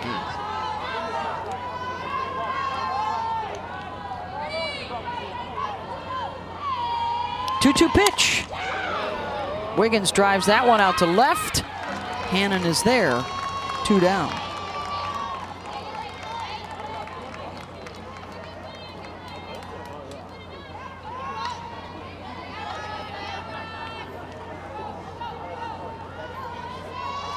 Well, and if you're Rogers and you do have issues, with either blisters, she needs to be thinking about inducing pop-ups, limiting pitches as much as possible. Kayla Garcia, I believe, is the pinch hitter here in the 9 spot in the lineup.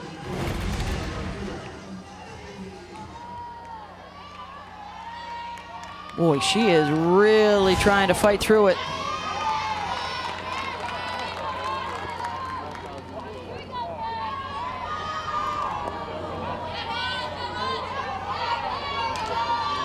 One of the best pitchers in the country. And some discomfort here. And that puts Lady Vol Nation in some discomfort. If they are looking to make a deep run here in the SEC tournament, just underway in their opening game tonight.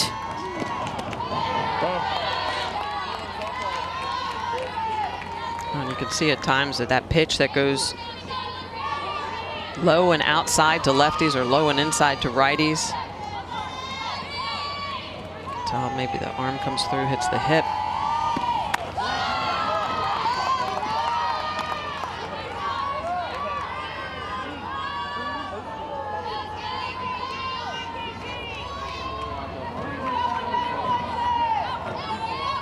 Garcia, the pinch hitter, with 2 on, 2 out. Struck her out.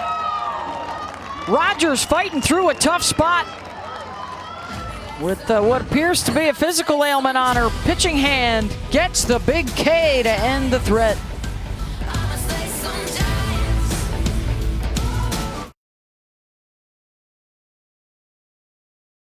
Thank you very much, Alyssa. And Madison's younger sister, Allie Shipman, is set to lead things off here for Tennessee. You're looking at the pitcher, Ashley Rogers, in the dugout. And, you know, we saw the Band-Aid on the finger. We talked, though, about the back injury last year, and certainly huffing and puffing a little bit in the dugout. A lot of discomfort in the circle in the top half of the inning for Rogers as she's trying to fight through it, and some tears welling up in her eyes, as you can see there. Her teammates will try and pick her up here in the bottom of the 6th.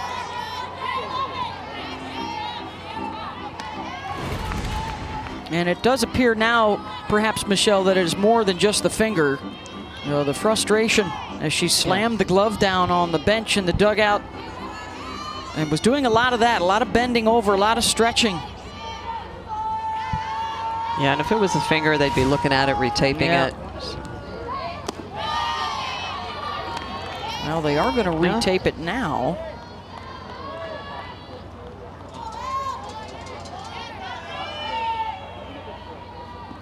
If they can get a run for her here, she would need to try and just close it out in the top of the 7th. So that is the imperative here for Tennessee, to try and end this quickly.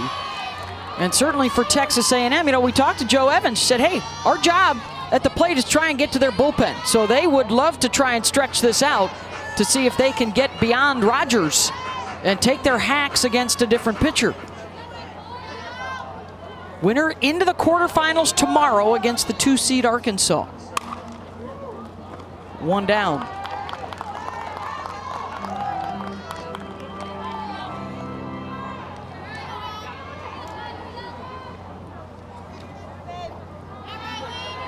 The Rhodes House tonight in Tuscaloosa. SEC tournament coverage. Beth Mullins along with Michelle Smith. Texas A&M looking for their first ever SEC tournament win. Tennessee, a 2-time champ. 2006, 2011. Trying to pick up their ailing pitcher tonight, who is playing through some pain.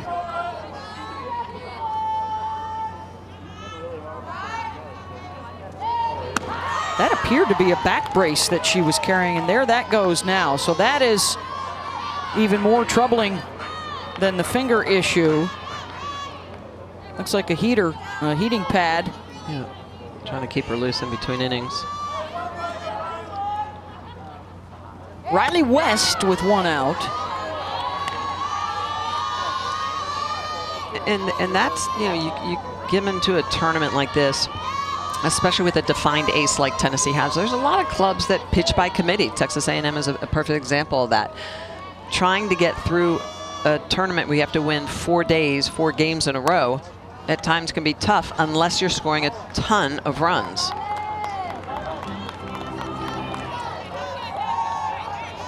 2 down. The pop to short. Chelsea Sigurn will come up.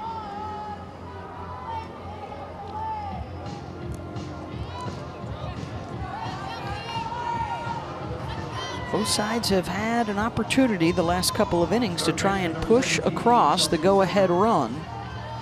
Both unsuccessful. Tennessee's run back in the first inning on a sac fly. A&M's run in the third, a solo home run from Mackenzie Herzog, who is now on in relief in the circle.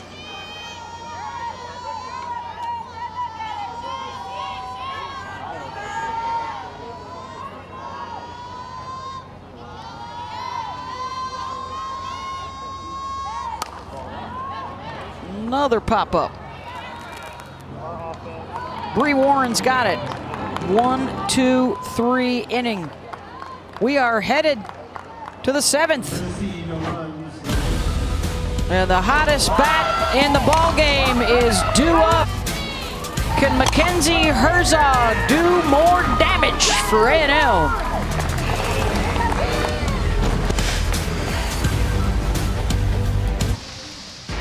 Get you caught up on where we're at. First inning, the sacrifice fly, Ellie Shipman out to center to score Amanda Ayala, uncontested at the plate. That was the 1-0 lead. Then the home run ball, Michelle, in the third. Well, Herzog takes a rise ball in the outer half and just blasts it off the scoreboard. Herzog has been outstanding for the Aggies. Just 6 hits and a terrific job by the pitching staffs. Of course, the developing news is the health of Ashley Rogers. In tremendous pain the last inning and between innings. She's going to face the top of the order again here.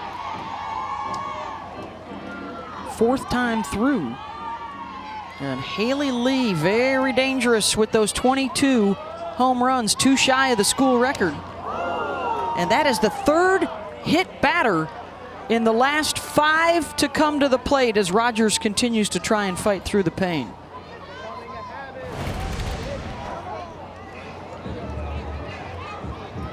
Rise ball that just, Rogers is not getting under that rise ball as much as she was earlier.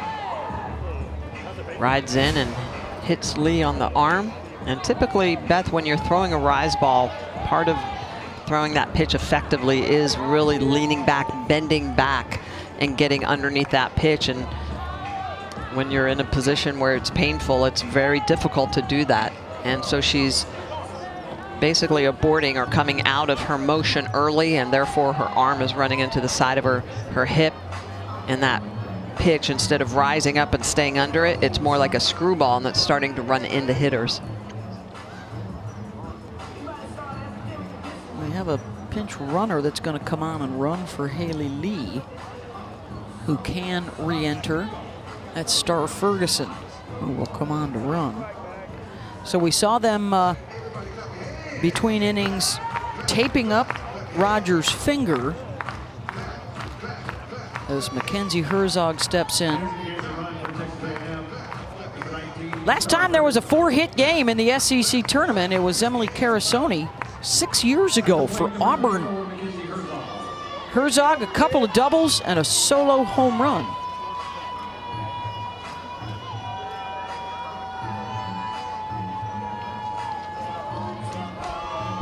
Well, Beth, back to your point too about the hit batters, 3 of them in the last 2 innings, all right-handed hitters.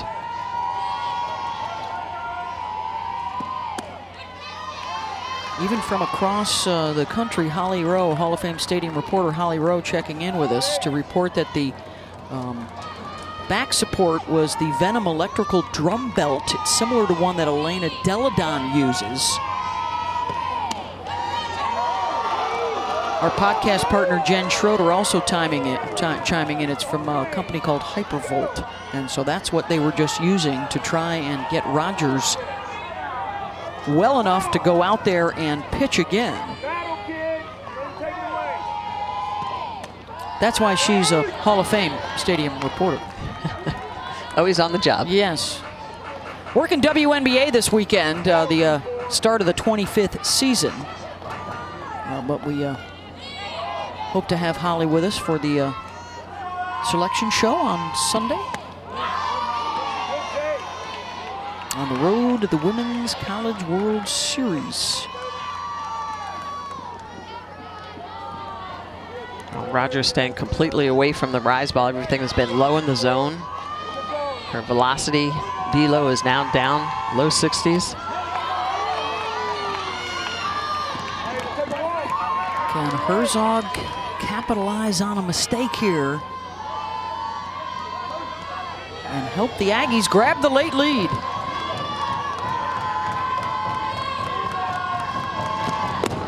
Full count, struck her out. Rogers still got a little bit left. 11th strikeout for Ashley. Wow, just adds a little more when she needs to. She goes right at Herzog, though. The velocity is not quite as high, so it's fastball low. And then she starts mixing speeds a little bit, the lower outside. You can see that she just doesn't have the velo, doesn't get the low end pitch. She goes off speed again down, and then the strikeout pitch back underneath the hands on the inside corner. Take a look at the location of this pitch. It is perfect. It is a low rise, not a ton of movement, but got it past Herzog. 11th game of the season with double-digit strikeouts. 20 swings and misses for Rogers tonight. And a big one there of McKenzie. Bree Warren is 0 for 3, 3 strikeouts. Looking for some contact here for A&M.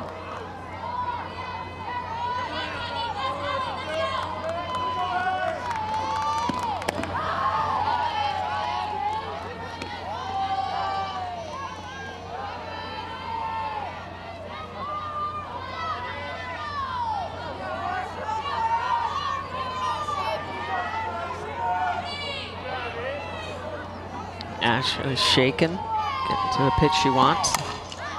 Warren tries to drop that one in opposite, and hard charging his hand and out and left to make the catch. 2 down.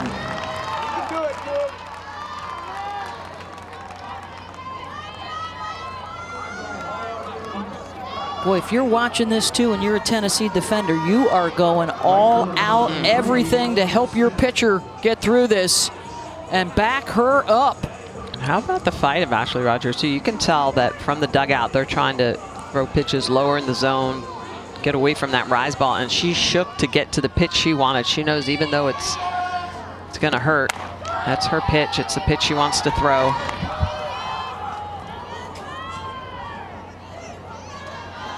Almost in a situation, Smitty, where you throw those cards away and say, hey, whatever you want to throw, you go right ahead. Exactly.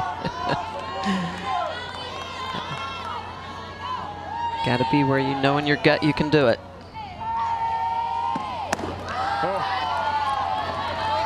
Well, it's a pitching coach that has walked in those shoes, that has towed that same rubber at Megan Rhodes Smith. Working with the battery of Rogers and Shipman. 2-1. Still high 60s. Yeah. Well, and against Herzog, she had dropped it all the way down to the low 60s. 60, 62 was taking something off the pitches, and I think that's why, you know, McKenzie was not swinging early in the count.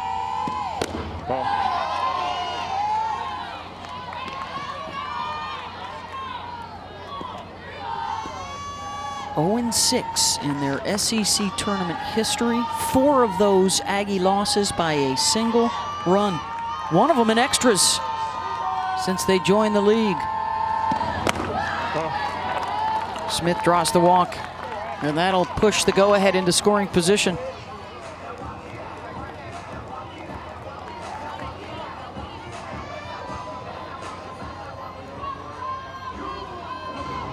Fourth walk of the game, 3 hit batters, so 7 free passes, so uncharacteristic, obviously because that control,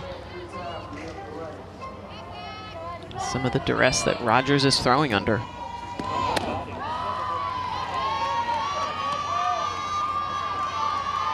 Can they get that timely hit? They're 0 for 7 with a runner out there at second base. Both sides want to talk about it a little bit. That'll give us a chance to remind you that we've got another game coming up next. The finale of the evening, Kentucky the 6th seed, Georgia, the 11 seed. And then our action starts tomorrow on the SEC Network at noon Eastern with the top seed Florida and the 9 seed Mississippi State.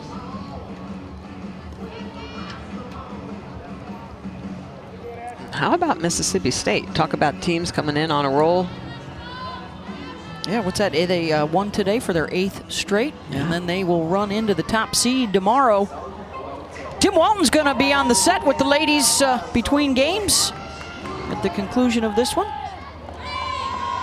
Shared the regular season crown with Arkansas.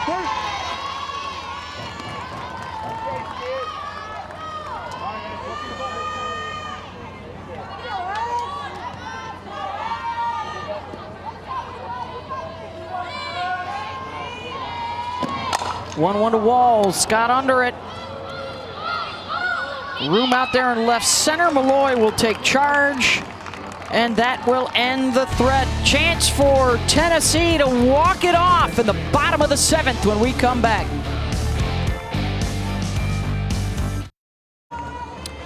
SEC softball tournament first round action. We're all even at 1 apiece, both sides with just 3 hits on the night, and a chance now for Tennessee to try and walk this off in the bottom of the 7th. Beth Mowins along with Michelle Smith. Terrific job tonight, Michelle, by the pitching staffs for both sides. Yeah, absolutely. I love, obviously, pitchers' duels because you get to see what the pitchers can do with the ball, the way they make it move through the zone. Rogers has been outstanding, and A&M, who pitches by committee, they've been doing a good job of keeping Tennessee off balance by using their off-speed pitches effectively, and that's the one pitch that Tennessee has not really barreled up this evening.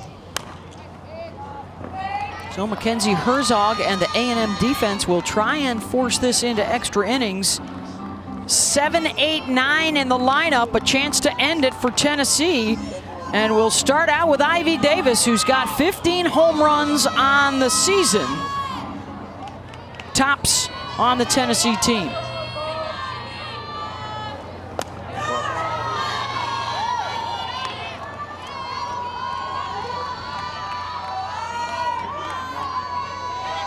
For 2, flew out to center and grounded out to second. And when you get in these games that are pitchers' duels, you really have to hunt pitches well. You have to go up with a game plan and really execute it. And obviously, from pitcher to pitcher, that changes. So at this point in the game, now facing a new pitcher, Tennessee has to figure out what's the pitch they want to hunt against Herzog. Tried for the rise there. Got under it. 1-2 count. Oh, comes right back with the off speed, 1 down. And that's the pitch that Tennessee has not really barreled up or seen at all this evening. Pointer as well used the off speed very effectively. Herzog comes back with it at a key moment to pick up the strikeout. So she uses the rise ball to set up the off speed. Many times we see it the opposite way. The off speed will set up the rise ball. This is Kaylin Hannon.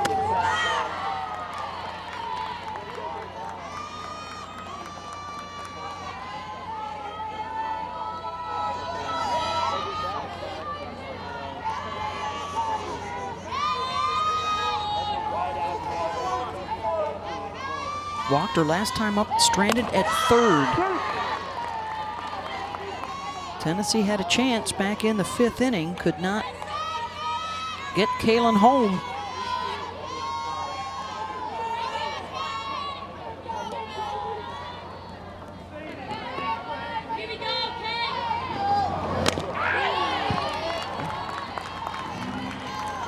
And there it is again. That's the pitch that Herzog is throwing so well that they're not seeing. It's got that little bit of off-speed drop rotation to it, the explosive rise ball, the ability to work both sides of the plate.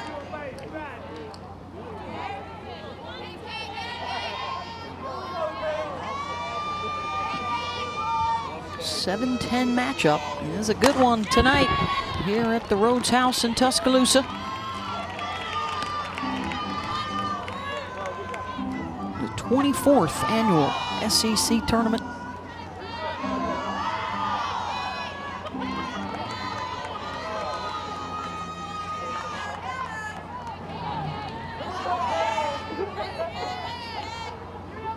0-2 from Herzog. Ralph and Karen Weekly, 24 SEC tournament wins, third most in league history. Pat Murphy of Alabama with the most, and former LSU coach Yvette Girard.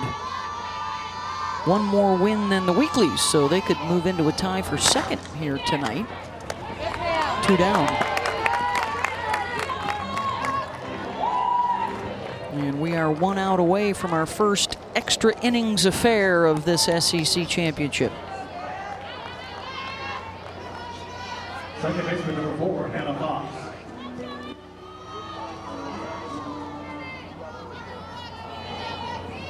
And Fox in the 9 spot. 0 for 1 with the sacrifice.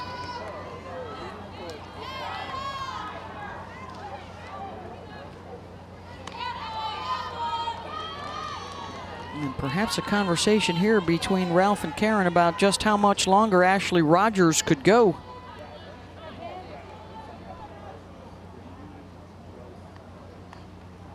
She's got the device on to keep her back loose in the dugout, and after a pitch in the at-bat, that may be it for Anna Fox. They're gonna go to a pinch hitter here. Madison Weber.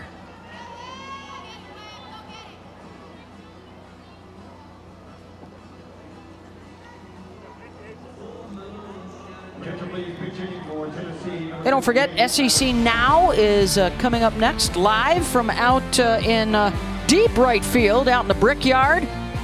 Alyssa, Bro, Shipman,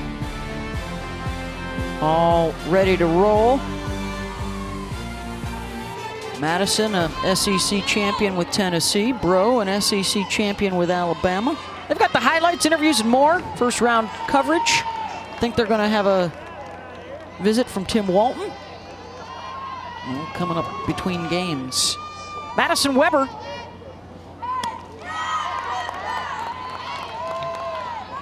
Weber with a bit more power than Fox, trying to get something started here in the 9 spot, turn it over and hope to get Kiki Malloy up. 2 outs in the inning, trying to extend it, see if they can't walk it off. Watching Ashley Rogers of late in the circle, they would love to try and knock this out right here in the next few at-bats.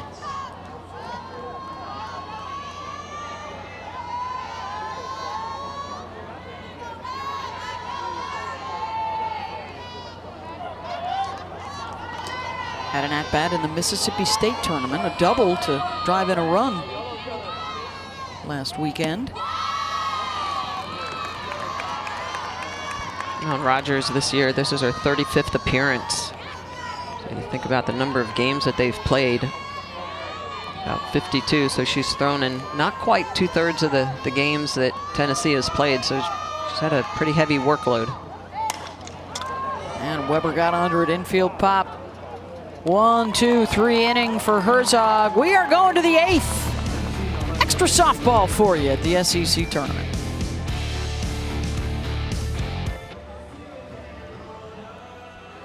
Back here at Rhodes Stadium in Alabama, we're headed to extra innings, and the work so far of Ashley Rogers. Well, early in the game, it was that rise ball at the top of the zone, really hitting the corners, painting the edges with it. And even when she threw it down the middle, really good movement. Later in the game, she's been working that screwball, so working the edges and running that pitch away from the lefties. Instead of getting under that pitch, staying off to the side, trying to make some adjustments.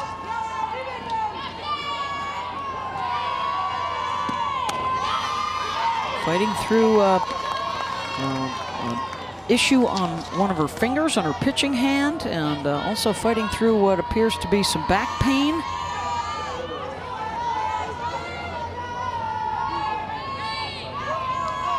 Six, 7, and 8 are due up for the Aggies. Shaylee Ackerman. Ackerman was hit by a pitch at both Ackerman and Cannon, the next hitter as well, the righties. Looks like when she's not able to either get under that rise ball or just comes off to the side, runs that pitch into the righties. You can see A&M off the plate. Trying to make some adjustments as well. And that off-speed pitch that Ashley is throwing now, it's been coming and showing up about 40 feet, getting into the dirt, but trying to use that a little bit more to set up some of her harder pitches since her velocity is down just a little bit.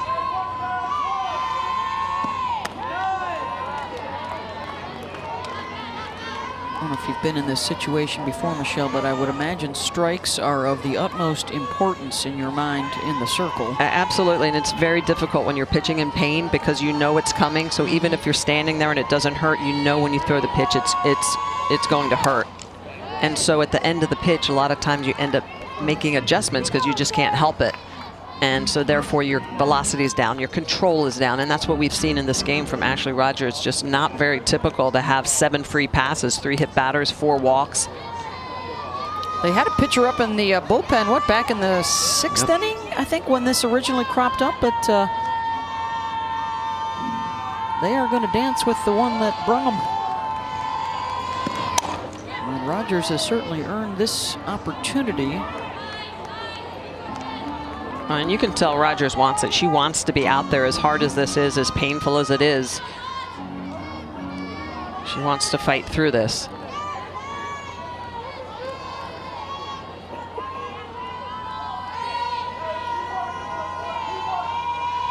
Two-two pitch. Boy, Ackerman just keeps Rogers out there a little bit longer.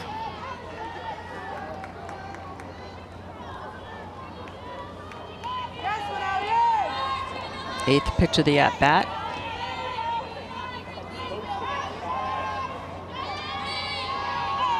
Sophomore out of Mesa, Arizona. Has actually fought through a back injury of her own this year. Missed their late season series against Kentucky and Florida, the last 6 games that were all losses for the Aggies. And now back in time for the tournament. Wow.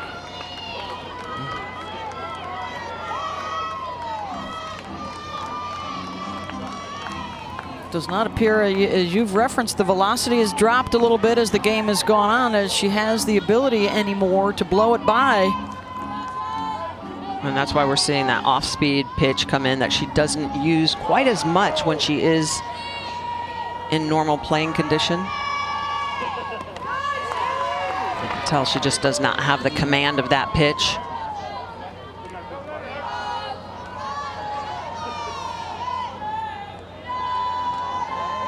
And another full count.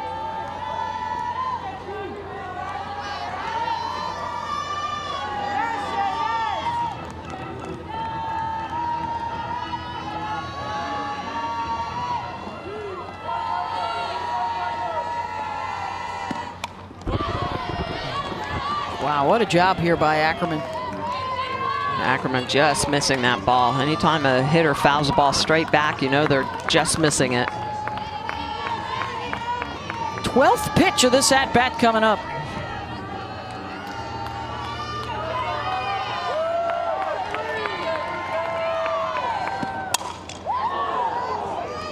Ooh, that sent him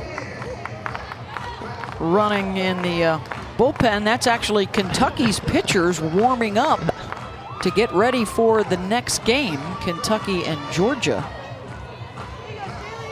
Autumn Humes, Miranda Stoddard out there. They're able to watch on the big screen in the Alabama clubhouse down there. And the punch-out, strikeout, and the emotion from Ashley Rogers, her 12th of the night. How about the emotion from Ashley Rogers? This is a curveball on the outside corner, perfectly placed. Great ability to put that ball on the corner of the plate, running it away, and the emotion, wanting that out so bad. Caught at second after Cannon got jammed, 2 down.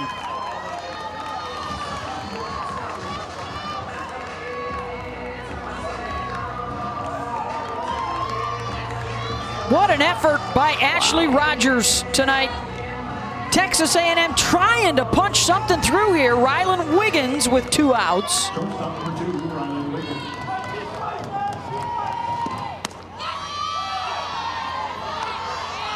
Rogers with 12 strikeouts. That curveball in the outside corner. She's used all of her pitches, her rise ball, her screwball. Just trying to figure out what she can work and bend without putting herself in a bad position. Flares out to right, caught by Ayala. Amanda's coming up. So's Ashley and Kiki Malloy, top of the order, and a big chance for Tennessee. Now the emotion, the energy of the SEC tournament. Texas A&M and Tennessee, extra innings for a spot in the quarterfinals. And for the Aggies, a shot at a first ever SEC tournament win. But they will have to sit down the top of the Tennessee lineup to extend it. A chance for the Lady Vols to walk it off with Malloy, Ayala, and Morgan coming up to face Mackenzie Herzog. Tennessee's run way back in the first on an Allie Shipman sac fly. A&M's run in the third on a Herzog solo home run. Herzog has been outstanding since coming into this game. 3 innings of work, has not given up a hit. Producing equal flyouts and groundouts. Top 3 in the order have been in scoring position 4 times tonight, but made it home just once.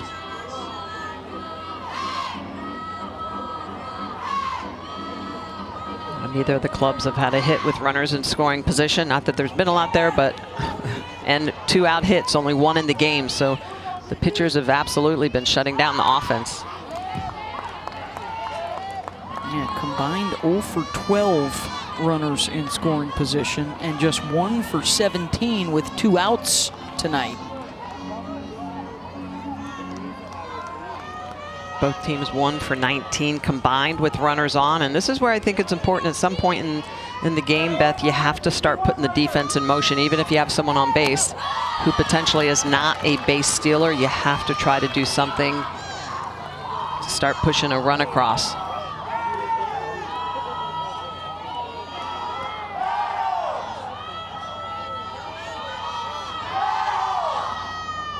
All SEC outfielder Kiki Malloy. Crossed up on the off speed, 1 down.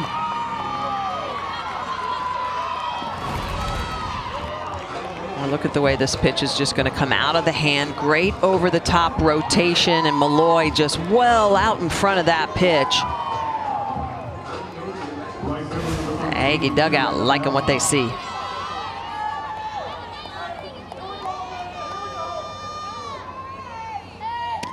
One down for Ayala.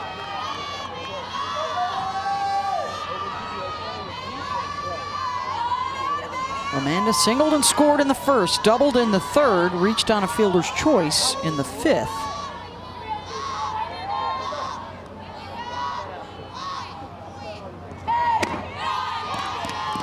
Herzog stays away, 2-0. First 2 batters back in the first inning got 2 hits. They have just 1 hit since. Off of the starter Pointer and the reliever Herzog. And it's all been because of that last pitch, the off speed. Tennessee has been well off balance, not identifying the mix in speed and trying to barrel that up, timing.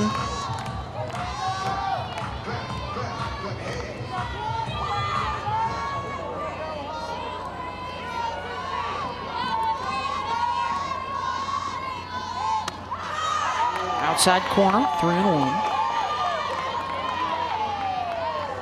And that's why the off speed is so effective, because you can throw it in the dirt, you can roll it in, goes to the backstop, no big deal, but it helps set up your next pitch. That 70-mile-an-hour screwball in the outside corner just looks that much faster. And the dart. And the game winner is aboard for Tennessee with 1 out.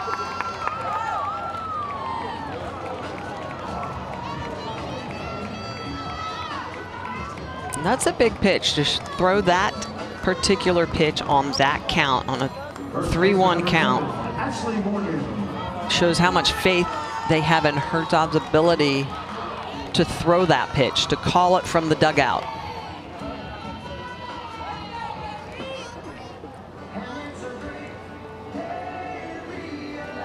So again here, the separate chats, one with the infield and one with the pitcher and the catcher.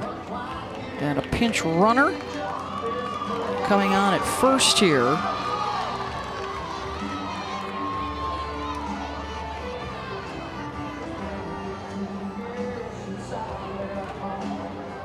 Caitlin Parsons. She is the game winner now over at first. Trying to walk it off here in the bottom of the 8th. Winner moves on to the quarterfinals, and Arkansas tomorrow night. The 2 seed and the regular season co-champs with Florida. Ashley Morgan. Doubled in the first. Walked in the third. Hit into a fielder's choice in the 5th. It'll be interesting to see what Tennessee does here. Parsons is 14 for 14 on the year and stolen bases, so definitely a speed threat.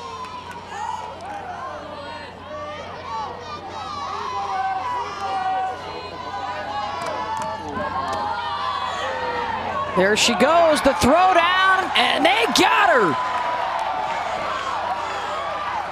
Kelly Martinez, the backup catcher.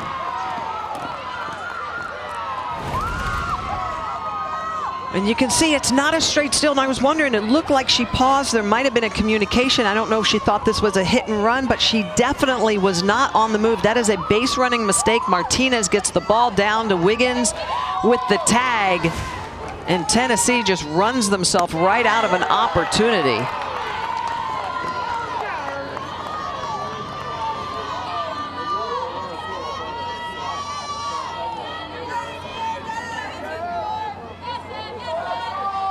Two outs for Ashley Morgan.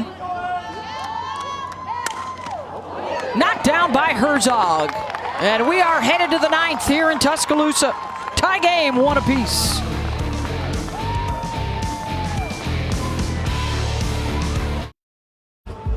So far today in the first round, that's Carter Spexarth for Mississippi State. See you later.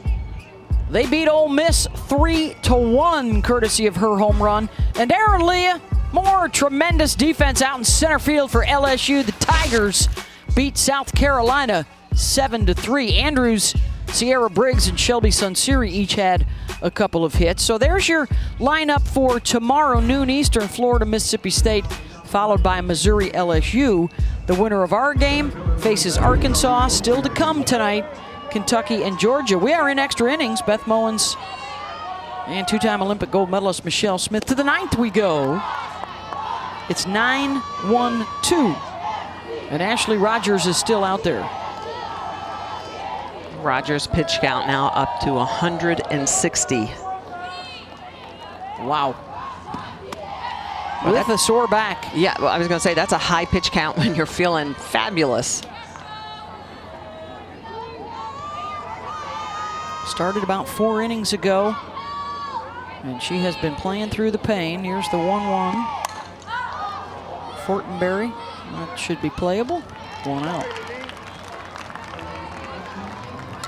On that last rise ball, Rogers taking a little bit off it, and I think really that's where she needs to be right now. She needs to try to throw that rise ball mid-60s, no faster, and just spin it and try to induce a lot of pop-ups. All right, so this is it right here now. Here's Haley Lee, followed by Mackenzie Hertog for Texas A&M. With Bree Warren due up after that, so this is the meaty part of the order here.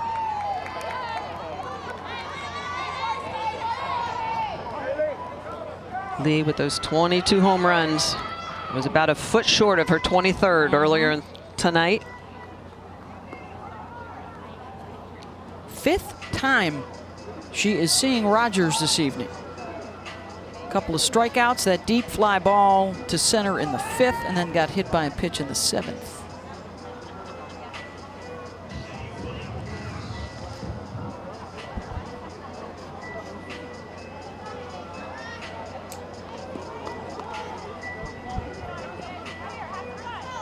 Looks like Joe Evans just re-entered her. Junior from Kingwood, Texas.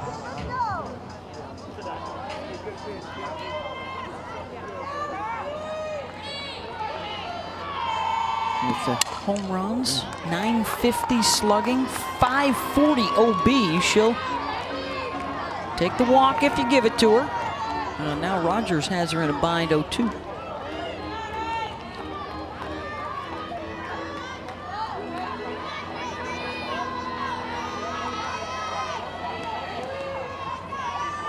Wildcats are checking their watches. Hey, we were supposed to start this thing an hour ago.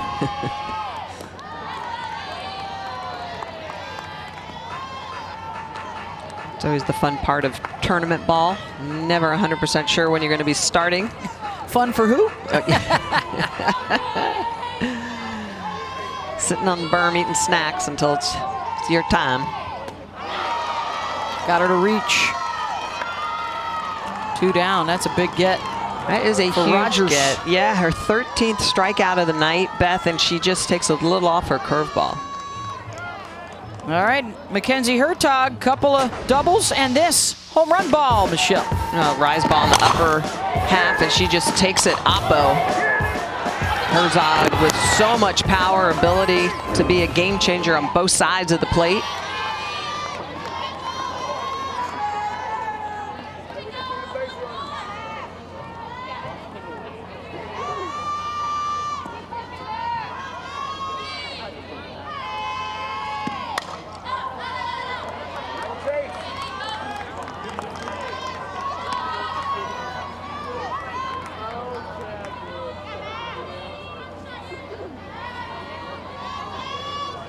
And if you're Herzog in this position, you're thinking yard, you're hunting that one pitch with 2 outs. Yeah, 428 this year. Her batting average with 2 outs. And what's that, 1/6 of her home runs this year have come off of Ashley.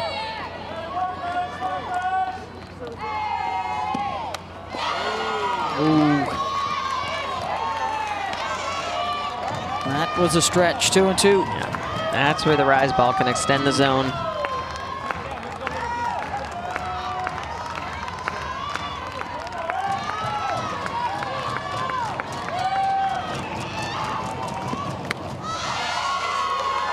Oh, actually wanted that. Does not get the call at the knees. Nice pitch. It's a curveball trying to get underneath the hands. That is a pretty pitch. I would want that too. Coach defending her pitcher.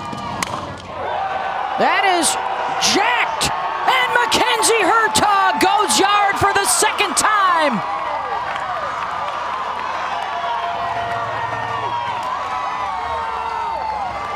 Aggies take the lead on a 3-2 pitch. And Karen Weekly is out of the dugout and all over the home plate umpire. She thought that was a swing Herzog should never have gotten.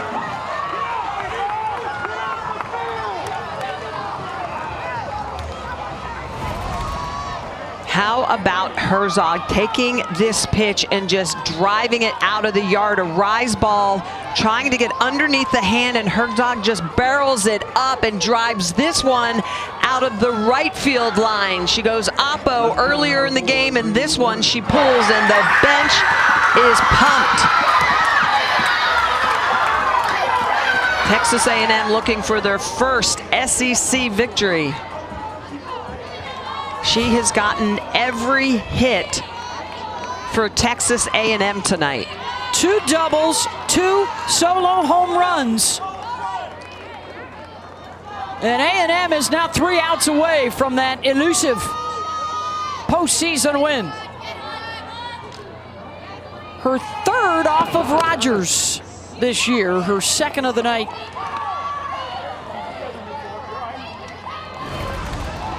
This was the non-strike that Tennessee wanted.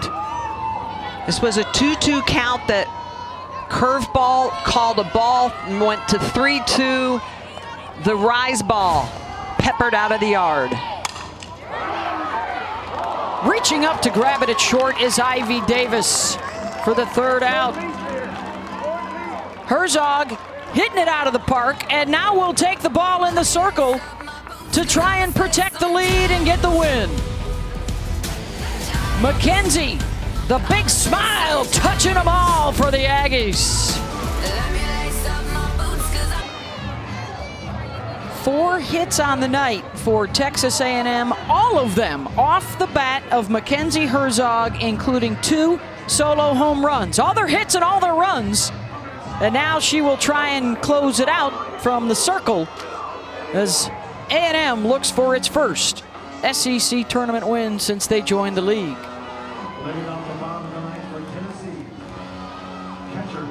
How about the battle, the fight back and forth, both these clubs? This is what mayhem is all about. 4, 5, and 6 for Tennessee.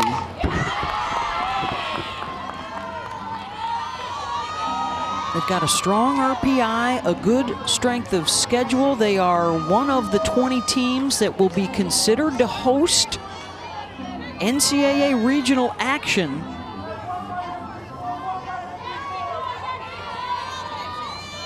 A comeback here would certainly help their cause.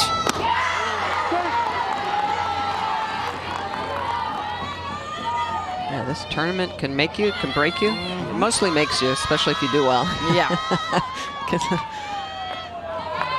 Shipman drove in that run back in the first. They had 2 hits that inning. They've only had 1 since Amanda Ayala's double.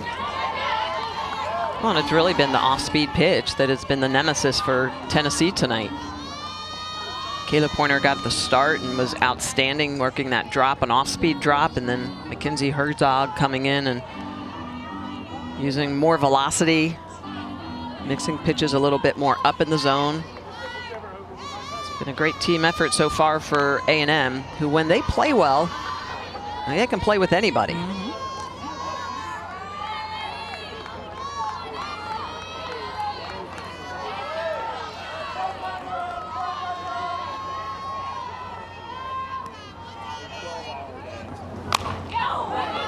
If they do close it out and meet up with Arkansas, they did not see each other during the regular season. Aggies have wins this year over LSU, Ole Miss, Mississippi State.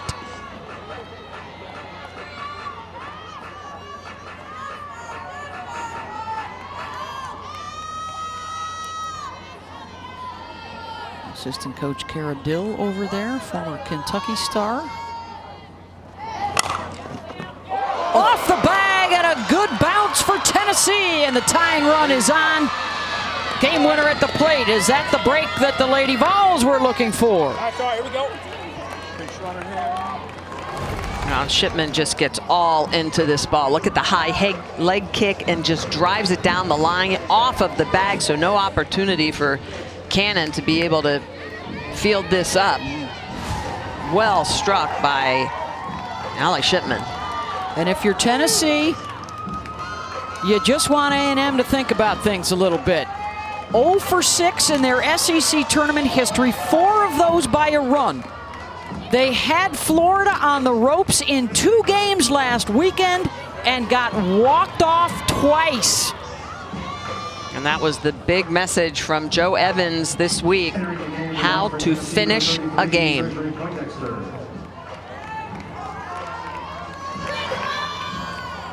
A base running error tripped up Tennessee back in the 8th, and now they've got speed over at first with Treasury Poindexter.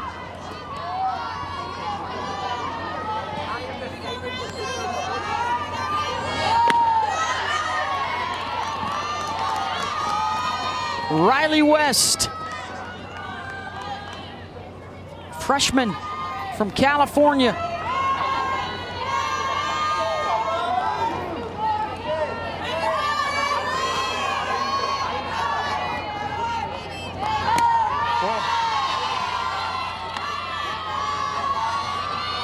Roll from Herzog, 1-1. Well, this is where situational hitting's so important, making sure that you're putting yourself in a position to get something out of every swing.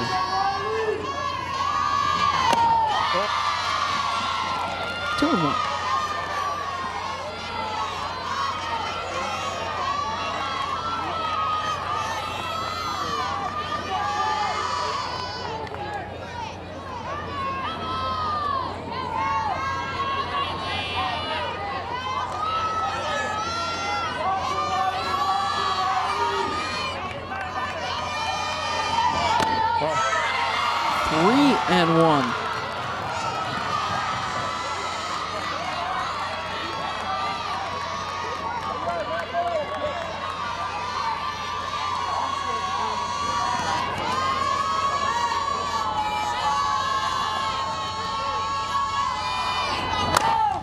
West, the throw to second, in time to get the out.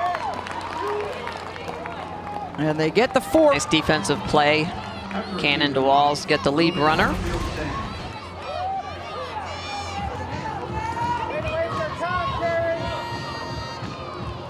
The reaction from Ashley Rogers in the Tennessee dugout. Oof. She wanted that one. Chelsea Segern in the 6th spot, 0 for 3.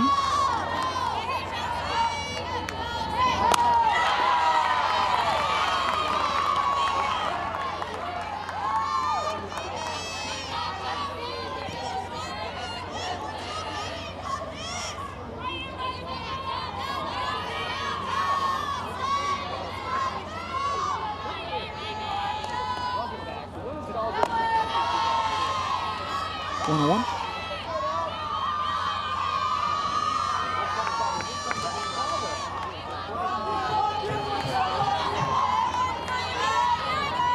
Segern, a 300-plus hitter with power. Aggressive first pitch out swinging.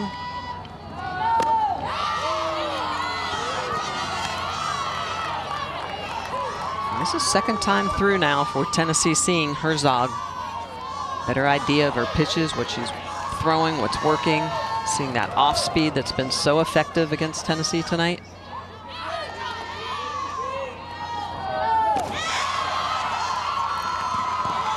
And there it is, first time through the lineup. That pitch fooled Tennessee a lot more than it is second time through the lineup.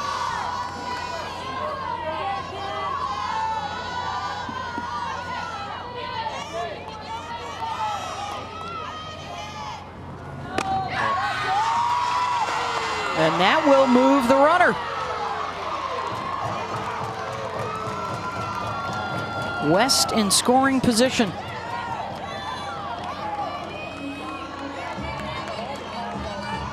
Mackenzie Herzog threw 2 innings back in that March outing, did not give up a hit. So that hit by Allie Shipman was just the first that Tennessee has gotten off of her. And their first hit in the ball game since the 3rd inning. Yeah. Just their 4th overall. The hits have been hard to come by, unless you're that woman right there, Mackenzie Herzog. She's got 4 of them. All of them for Texas A&M. A couple of doubles and a couple of solo home runs. And she's now worked over 4 innings in the circle on in relief here of Kayla Pointer. Tennessee's run was scored 8 innings ago on a sac fly in the bottom of the 1st. It's really been this lower half of the lineup that has made no noise whatsoever. Big opportunity now for Ivy Davis, who does have 15 home runs on the year. One of the top RBI hitters for Tennessee this year. Looks like you got a pinch runner going on out at second base. Josie Willingham. That's the tying run. Entering the game to run for Tennessee, number 12, Josie Willingham. Segern at first is the game winner.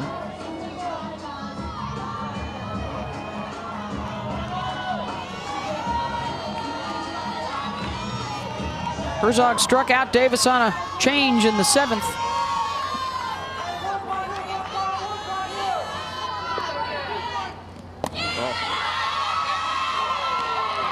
Got to look at the off speed there, 55 miles. Texas A&M, just the heartbreak continues. Not being able to finish out the games, as Coach Evans talked about, just so important. What a turn of events for Mackenzie Herzog, from the potential game-winning home run and then giving up the game-winning hit. And what an effort by Ashley Rogers. Look at that hug with her head coach. fighting through the pain, tears in her eyes, and gets the job done.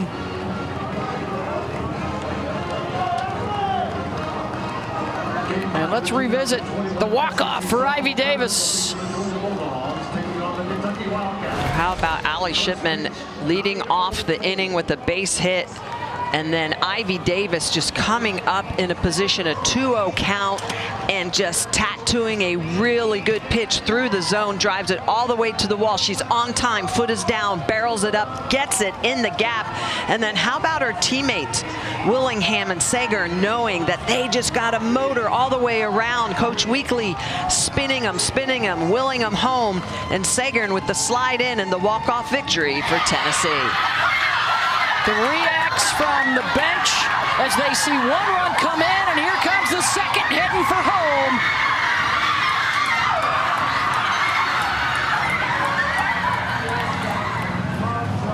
As Sagern slides in safely, discards the batting helmet, and they swarm Ivy.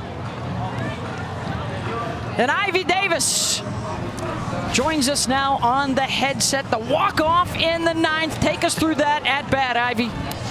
Well, you know, we were just, we were on the pitchers the whole game, and we had a plan the whole time. And that inning really got started when Allie got on base, and we had a lot of energy. So I was just looking for a pitch to drive and got it. And, you know, our base runners really turned on the burners right there and made it all the way around. Ivy, the off-speed pitch was the first pitch thrown to you, and that at-bat, you struggled with it a little bit, the at-bat prior. What were you thinking in a 2-0 count? In 2-0, I'm just looking for something to drive. I was really looking for that changeup again because I know she had been effective with it the whole game. So I was thinking if she left me one there, I could get on time with it. And if it wasn't, I was going to let it go because I was still ahead in the count. Ivy, what was it like for you and your teammates watching Ashley Rogers going through what she did and continuing to go back out there in the circle and throw in a lot of pain tonight? Yeah, she was a trooper out there. We're just so proud of her. She's just an absolute grinder. And, you know, we wanted to give her everything we had for that whole game because we knew she was giving us her all. And I'm glad we could come through in the end there because she was fighting the whole time. Well, congratulations on the walk-off and the win. Thank you. You get to come back tomorrow Yes. to face Arkansas. Ivy Davis. Thank you. And Tennessee, 3-2 the final in 9. So we have 3 of our quarterfinals set and ready to roll for you starting tomorrow at noon Eastern with the top seed Florida. And we've got one more spot to fill. Who is going to meet Alabama tomorrow night in prime time on the SEC Network? Stick around. We got Kentucky and Georgia still to come. Ivy Davis, 2-0, 2 on. And the gapper out to the wall in left center. And her teammates turned on the Jets. Chelsea Sagern, the game winner. 3-2, the final. Alyssa, Bro, Shipman, ready to go between games.